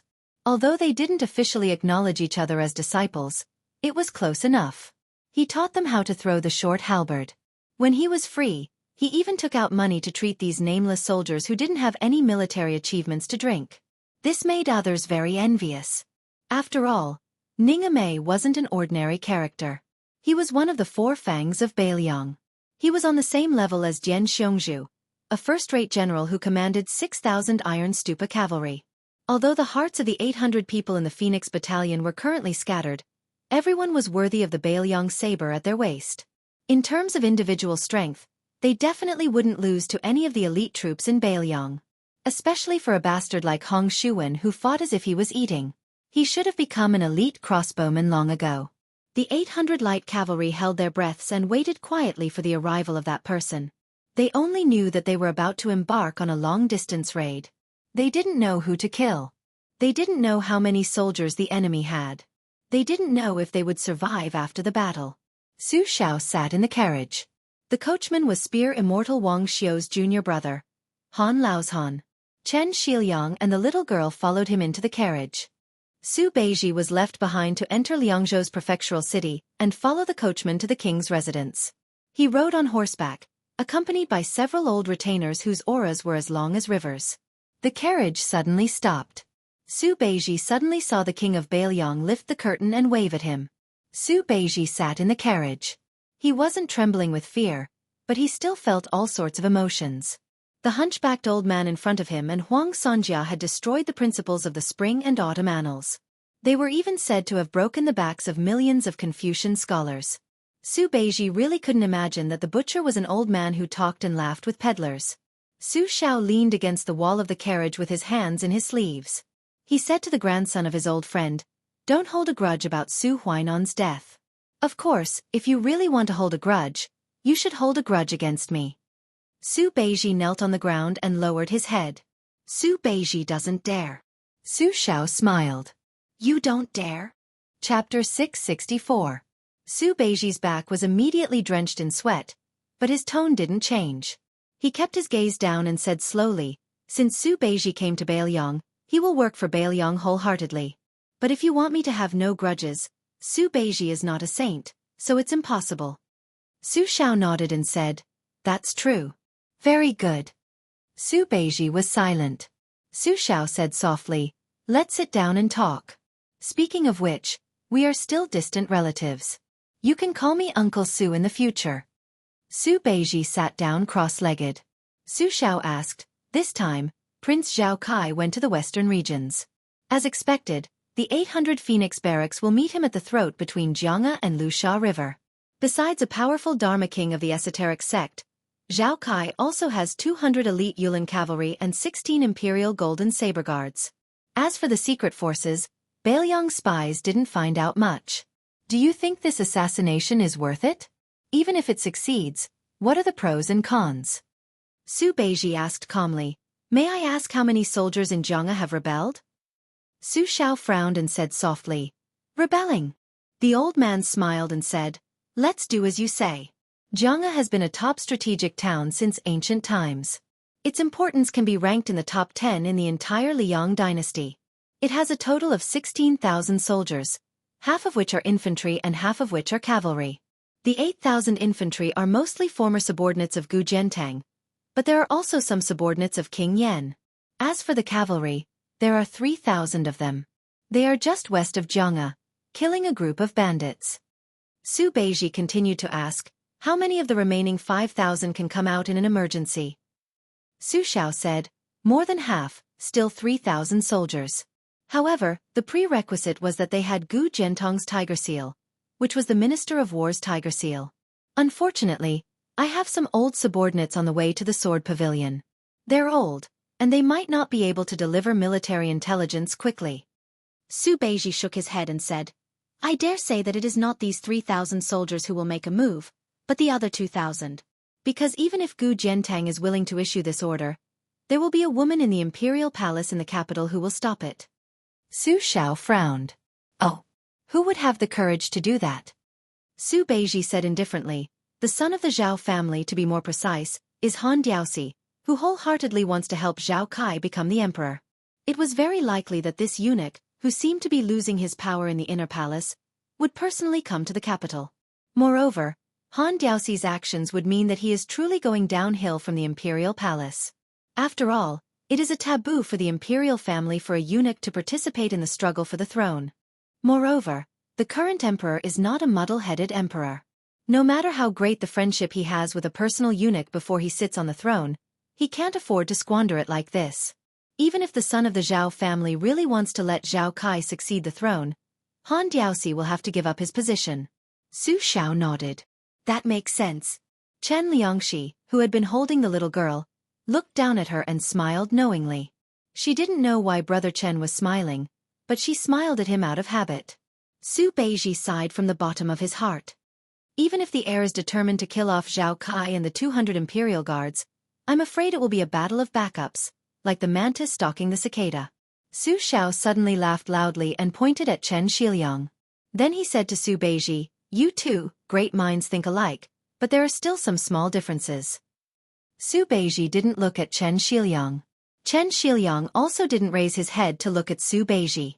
One was the grandson of the king of the northern courtyard, Su Huainan, who had high hopes for him. The other was a poor scholar who didn't even have the qualifications to be seated at the Baogua Temple's winding water-flowing goblet. Just like a woman from a wealthy family, even if she has the appearance of an ordinary person, she has the bearing of a great family. She needs to be carefully sculpted and removed from her arrogance. Only then can she slowly see her heavenly fragrance and national beauty, and gradually enter the best state. Just like a beauty from a poor family, although extremely beautiful and moving, in the end, she lacks the natural bearing of wealth. She needs to be given an aura from the big picture and open up the layout. Only then can she be as round as she wishes, charming but not demonic.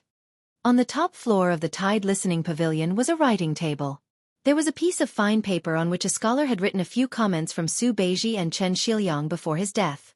Su Xiao said softly, you two are much luckier to meet Feng Yan than those scholars who met me. Su Xiao laughed softly. In the future, I'll have to trouble you two in Beiliang. It's already difficult to establish a business and preserve one's achievements. If you really want to rely on those who preserve their achievements to fight for a new country, it'll be even more difficult. The two of them were both stunned and frightened. A rare hint of loneliness appeared in Su Xiao's eyes. After entering the city, you two should first go to Feng Yan's grave to toast someone. He valued the two of you greatly when he was alive. Don't disappoint him. This person is called Li Yishan. A group of cavalrymen arrived with a rumble on a remote path that didn't belong to the post house.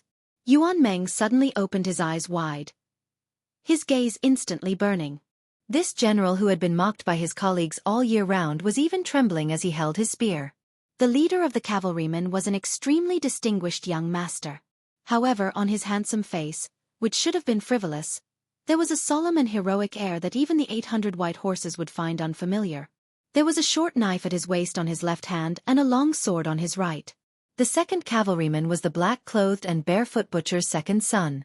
Huan Beimang and Li Yong didn't know about the Longxiang army. Who didn't know about the enemy of 10,000, Su Longxiang. The third cavalryman was the white bear Yuan Zuozong, who was known as one of the top 3 in the Li Yong dynasty's army. This unparalleled valiant general known throughout the world during the battle at the tomb of a concubine of West Chu only carried a Beiliang knife, which was enough. The fourth cavalryman was a woman in green with a long spear in her hand. The fifth cavalryman was a woman whose arms were hidden in the big sleeves of a red robe and a red scarf on her head. Her face couldn't be seen clearly, but her demonic aura was eerie. Her aura didn't lose to Yuan Zuozong at all. The 5 cavalrymen passed by the Phoenix Battalion in succession. Yuan Meng was the first to turn his horse around. The rest of the cavalrymen were silent and followed closely behind. Chapter 665. In the cold and cheerless imperial palace, after the autumn rain, the autumn wind brushed the autumn leaves. The newest imperial concubine, Yan Donggu, sat under a parasol tree and told her mother-in-law some interesting anecdotes from the streets. Nothing was taboo. The relationship between mother-in-law and daughter-in-law was harmonious, far beyond what people outside the palace could imagine. This talented woman of northern Liang, who was only slightly overshadowed by Su Weisheng, smiled as she spoke of the matter of writing a poem on a red leaf. That gentle, courteous and thrifty, scholarly prince immediately picked up a piece of wutong leaf that had just drifted down and didn't have time to sweep it away. He stood up with a serious expression and bowed with his hands clasped in front of his chest. Wife, please write a poem for me. Empress Zhao Ji, who was sitting to the side, was wearing a phoenix coronet. Although her appearance was average, she was extremely dignified and elegant. She was deeply respected by the emperor. For so many years, they had treated each other with respect. In addition to working diligently, the emperor of the Zhao family would occasionally personally draw her eyebrows when he was in the mood. As for Zhao Ji's method of managing the harem with both strength and gentleness, it really made all the favored concubines' hair stand on end. Not long ago, there was a concubine who was banished to the cold palace. She washed her face with tears every day in the Chongchun palace and secretly spent 300 taels of gold to buy an extremely sentimental poem. In the end, it was the empress who personally delivered it to the emperor. Zhao Ji looked at the small squabbles between the princes and imperial concubines, and the corners of her mouth turned up slightly. She glared at her son, who was seen as the one with the least ancestral spirit among all the princes. She was imposing without being angry, but her tone slightly revealed the secret of heaven. You are not proper. You are much less talented than your own wife. You also do not know how to improve. The prince, who was famous in the capital for his elegance, said helplessly, a woman's virtue is to have no talent. Mother, you should teach Dongwu a lesson. She is full of talent. She is more than qualified to be the chancellor of the Imperial College or the Dahuang sect. Yan Dongwu copied Zhao Ji and glared at her husband, who spoke without thinking, and pinched him under the table. Zhao Ji reached out and slapped her son's forehead. Are you scolding me indirectly? Or are you scolding me and Dong Yuwu together? When the prince smiled, his handsome face would be filled with a heart-warming warmth. It was very warm and intoxicating. Such an elegant man, born in a royal family, could make the noble ladies in the capital go crazy for him. Back then, he married the Bailiang girl, Yan Dongwu, who happened to be the daughter of a Bailiang civil official. It really made the entire capital feel incredulous. However, reality proved that the two of them were a perfect match. Yan Dongwu had appeared at the palace banquet several times, and no one could find any fault with him. This made many old foxes who had lived in the capital for a long time feel gratified. The prince held Yan Dongwu's cold hands and faced Empress Zhao Ji. He smiled and said, I have scolded both of you. Both of you are very talented. You are also a good-for-nothing who brought shame to my mother. You are the two women I love the most in the world. I love my mother more when I am with my mother. When I am at home, I love my wife more. Zhao Ji joked, if Fengya heard this, let's see how you deal with it. The prince sighed sadly. This stupid girl. I have been worried for nothing for 20 years. These years, she has come to find you more often than I have. Zhao Ji said calmly, when she gets married and suffers some hardship, she will know who really cares for her. The prince shook his head and said, I can't bear for her to suffer. It hurts so much. Zhao Ji smiled again. Your wife is still here. You don't need to think before you speak. How can you love your sister for a lifetime? Besides, it is useless to rely on your love. Yan Dongwu said softly, Princess Xueqi's personality is really good. Zhao Ji nodded. The prince reached out and held a yellow leaf. He sighed. It is so cold in autumn. Thunder rumbled in the gloomy sky without warning. The prince frowned and said, It sounds like winter thunder. Zhao Ji, who liked the clean scene in her field of vision, gently brushed away a leaf that had just left the branch on the table. She raised her head and squinted at the west. The prince listened to the thunder and smiled as he quietly threw away the autumn leaf in his hand. After Su Shao granted him the title of king, Gu Jiantang, who destroyed the spring and autumn kingdoms, took charge of the Ministry of War with the rank of first-rank general. He was one rank higher than the other 5 ministers and became the nominal head of the military in the Liang dynasty. Apart from the 6 vassal kings, in the imperial court, only Grand Secretary Zhang Julu and the leader of the remnants, Sun Shiji, were on par with him. Last year, He rushed to the northern border of the empire to personally take charge of all border matters and rarely participated in court meetings. However, no one dared to write a memorial to remove the title of Minister of War because they empathized with Great General Gu's hard work. The Ministry of War was still the watertight general's camp of the Gu party. As a first-class important minister of the border, as well as the leader of Gu's party, apart from his previous night duty in the palace, Gu Jiantang almost never had any private contact with Zhang Julu. When he returned to the capital this time, he made an unprecedented visit to Grand Secretary Zhang's residence, doing so openly, not caring if the emperor suspected that the civil and military officials were of the same mind, or if the other officials in the capital were in cahoots with each other. This type of official taboo that the powerful ministers of previous dynasties feared like a tiger, on Gu Jiantang's side, it became a trivial matter. The great general came out in casual clothes, even bringing along the newly appointed guerrilla officer Yuan Tingshan, who might be his adopted son or son-in-law. On the same street, there were many pairs of eyes staring fixedly from behind the doors of most of the important ministers' residences. When Minister Gu walked out of the blue-eyed Grand Secretary Zhang's residence in large strides, they quickly reported to their masters who were waiting for news. No more, no less exactly an hour. It wasn't even enough time to drink 2 pots of tea. What kind of important military and state matters could be discussed?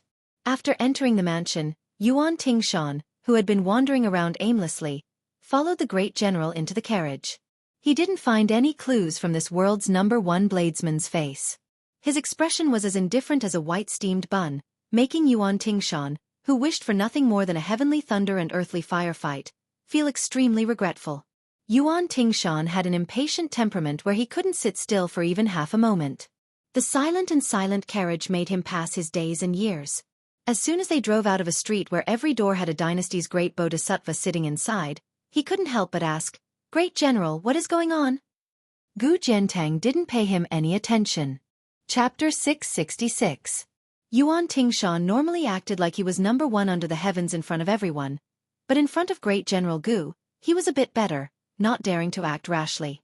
After all, deep down, he still sincerely admired this future father-in-law who had both military achievements and martial strength, yet was powerless. Originally, the one he worshipped the most was that king with a different surname, the butcher Su Shao. Later on, in Gangnam-do, he tried to assassinate the widow Su Shao, but was seriously injured by that young immortal who could sever fate with a sword. He felt like there was no longer any good karma between him and Su Shao in this life, so he turned his attention to Gu Jiantang.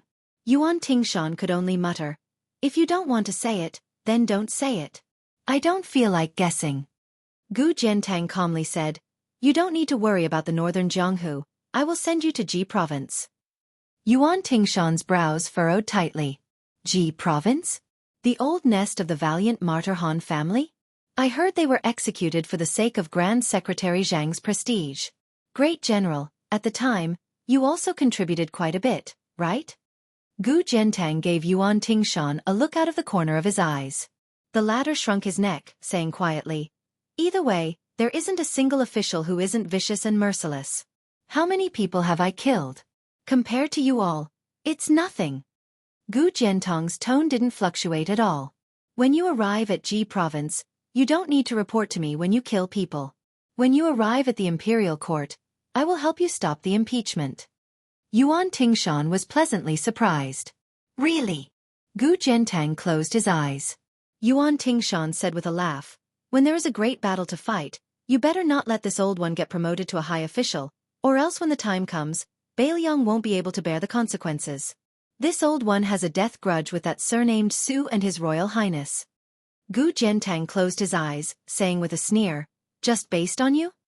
Yuan Tingshan's hands held the back of his head, leaning against the carriage wall, his expression gloomy. "That day will come. Let's see whose blade can take more lives." Gu Jiantang slowly said, "There might not necessarily be a chance." Yuan Tingshan said in shock, "Great General, what do you mean by these words?" Gu Jiantang put on a fake smile, which made the fearless mad dog Yuan feel a chill run down his spine. "Sit on the mountain and watch the tigers fight. But this time, those sitting on the mountain will all come down the mountain." As the throat of the dynasty that controlled the west, Xianxia housed a sizable number of war elite troops. They had both infantry and cavalry, and the 8,000 infantry were mostly mountaintop powers from the Spring and Autumn War. Most of them were the old subordinates of General Gu Zhentang, and the king of Yen was slightly fewer. The 8,000 cavalrymen were in a complicated situation where three parties were vying for supremacy. Among them, 3,000 cavalrymen were orphans without parents. The leader, Wang Ji, was a general who rose to his position after the spring and autumn period. He often led 200 to 300 elite cavalrymen into the hinterlands of the western regions to hunt. His hands were so bloody that they were almost black, and he was not very popular among his peers. Currently, he was leading 3,000 cavalrymen to kill a group of highland bandits. Other than that, although the general in charge of the 3,000 cavalrymen was not a member of the Gu party, he was a relatively orthodox member of the Ministry of War. He relied on his connections in the capital to climb up the ranks. He belonged to the foreign faction of the Sword Garret. The remaining 2,000 cavalrymen were born and raised in Swords Gate. Cavalry General He Yan had always been a fence-sitter, and he had been living a difficult life. He did not have many men under him, and he had such a spineless leader. Although the 2,000 cavalrymen were strong, they could not gain much from him. What was strange was that the various factions of the Sword Garret were intertwined with each other, and these 2,000 cavalrymen were not willing to cross the wall. The Gu party's General Ruan Daiqing was the nominal commander of the Sword Garret. Today, he watched as the 2,000 cavalrymen left the Sword Garret without permission. He had already cursed the 18 generations of He Yan's ancestors in the barracks. He was about to ask his trusted aide to write an impeachment report to the Ministry of War, accusing He Yan of leaving the Sword Garret for no reason. But when Ruan Daiqing was about to finish the report, he stopped. He Yan was the most cunning and slippery person. Why did he suddenly take the wrong medicine? Earlier, when he had personally gone to intercept them, the 2,000 riders had charged straight out of the city. They had the arrogant attitude of wanting to kill anyone who blocked their way. This made Ruan Daiqing almost think that there was a mutiny and could only avoid them. At the time, he was only glad that he had caught something on them. Now that he thought about it, Ruan Daiqing calmed down and his abacus sank deeper. He picked up the memorial from the desk and slowly burned it with a match. He said to the startled scholar, "Change it to a secret letter. Find a trusted courier and send it 500 miles to the capital. Personally hand it to the minister." At this time, a dusty man with a clean face and no beard broke into the tent. Ruan Daiqing was angry at the incompetence of his guards, but when he saw the man's face, he was surprised and nervous. He was about to say something to please the man, but the eunuch stomped his feet and pointed at Ruan Daiqing's nose and scolded, "Useless thing, why didn't you stop He Yan's 2,000 cavalrymen?" Ruan Daiqing was stunned. He was thinking about how to remedy the situation. The eunuch who served the empress for many years in the palace waved his sleeves and left. He left a sentence that made Ruan Daiqing's legs go weak. "Ruan Daiqing, you'll be kicked out of the sword pavilion. Useless." The baffled Ruan Daiqing stood rooted to the ground. After a long time, he came back to his senses. There was no third person in the tent. This general with real power only dared to curse in his heart. "Son of a bitch, do you have balls?" Outside the sword gate, 2,000 cavalrymen galloped like a flood. In the distance, there was a man with a head full of silver hair. He was wearing a bright red coat because of the gallop. He was extremely arrogant. He had stopped Chao Chongqing 3 times in the Liang Palace. Once, the eunuch was only 100 steps away from His Majesty. But he was still stopped by the head of the eunuchs in the world. Previously, when Baihuer came out of the Bailiang Palace to get married, it even alarmed the king of Bailiang. Su Xiao asked with a smile, "She's married already?" Baihuer said calmly, "Take a breather. I'll be back soon." Su Xiao put his hands in his sleeves naturally and asked, "It doesn't count, right?" Baihuer nodded. "Of course." On this day, Nangong Push, who was known as the most beautiful woman in the world, left Liangzhou and disappeared. Almost at the same time, in the vast western region, a horse was riding slowly. The man in white held a dark purple spear in his hand. The spearhead was not inlaid, making the spear look more like a stick. The name of the spear was Plum Wine. Chapter 667. He rode in the front. The hot wind in the desert blew against his face. The rope on his cloak gradually loosened and then fell into the yellow sand. It revealed a shocking bright-colored python robe. The eunuch was followed by 2,000 cavalrymen of the Sword Garret a full mile behind him. There was an iron law in the Liang dynasty that was clearly engraved on the dragon's steel. No eunuch was allowed to leave the palace. After the Liang dynasty became peaceful, there were only a few exceptions in the past decade or so. The first time was when Princess Sui Zhu sneaked into Bei Meng. After the head eunuch of the Imperial Horse Directorate returned to the palace, he died not long after being entangled by his red threads. Another time was when he went to pick up the emperor's illegitimate son Zhao Kai. Even though it was the emperor's order, he still used half of his friendship. Mobilizing the 2,000 cavalrymen behind him that were only loyal to the royal family was still a quiet move by the emperor on the chessboard of the world. He also used half of the remaining friendship between master and servant. But Han Xianxia, the most powerful official whose real name was very unfamiliar in the court, didn't regret it, let alone think about the emperor's fickleness. The human cat Han Xianxia was greedy for power. Otherwise, he would not have held power alone for so many years. However, he knew who he was greedy for. Back then, when the emperor was still the weakest prince, he was willing to die for the emperor. When the emperor sat on the dragon throne and had children, Han Xianxia chose to call him Great Master Zhao Kai from the very beginning. Han Xianxia was the son of that gentle woman. Han Xianxia had eaten a few meals personally cooked by her. He was not the least bit despised by her as a eunuch. The world bullied me, Han Xianxia, once, I will bully you all my life. If she respected me, I'll respect her 1,000 feet. She died early, so Han Xianxia repaid her kindness to Zhao Kai. Han Xianxia was never educated and didn't know many words. He also never cared about national laws or human relationships. The emperor and the prince Zhao Kai were the only rules. Han Diaoxi only cared about these two family rules in his life. Spurring his horse forward, Han Diaoxi saw the dense cavalry formation in front of him. The old eunuch, who did not carry any weapons, raised his hands and twirled 2 strands of silver hair hanging down from his temples. His hands were bound by 3,000 red threads. Once he killed all the rebels and traitors that the Bailiang had cultivated, he would be able to hand the job over to He Yen. Han Diaoxi could have easily killed the head eunuch of the Hall Directorate, who went to the sword garret to stop him from mobilizing his troops. However, the Catman did not have any ill feelings towards the Empress, and he did not want to embarrass his young master in the future. Therefore, he had a falling out with her too early. Thus, he allowed Ruan Daiqing to go to the Sword Firmament Pavilion and look for the good-for-nothing Ruan Daiqing. He charged towards the 3,000-strong cavalry without slowing down, still in the mood to smile and say, "Black monk, don't let our disciples die here. Otherwise, as the great teacher, this old servant will tear you apart even if it means risking my life." Wang Zhi, the cavalry general on the opposite side, did not relax even when facing Han Diaoxi. Not only because he had guessed the identity of the old eunuch, but also because he knew what he was doing. Treason! Wang Zhi lowered his head and touched the saber that he had kept for many years. The 3,000 cavalrymen behind him did not recognize Ruan Daiqing, the commander of the sword garret. They had been fighting for many years and had even forgotten about the son of the Zhao family. His father was placed in the sword garret by Great General Su as a garrison general. Before his death, he had gathered 1,000 trusted subordinates, and in 10 years, he had gained 2,000 cavalrymen. Among them, 300 were from Bailiang who had slowly infiltrated the sword garret. Most of them were 15 or 16 years old youths. Last year, 80 of them came in one go. In the quicksand of the western regions, 800 miles away from the Sword Gate Pass, Wang Zhi saw the human butcher for the first time. Wang Zhi knew that it would not be long before he could use his father's treasured saber, the Bailiang saber. Wang Zhi tilted his head and spat on the ground, silently pulling out the Bailiang saber.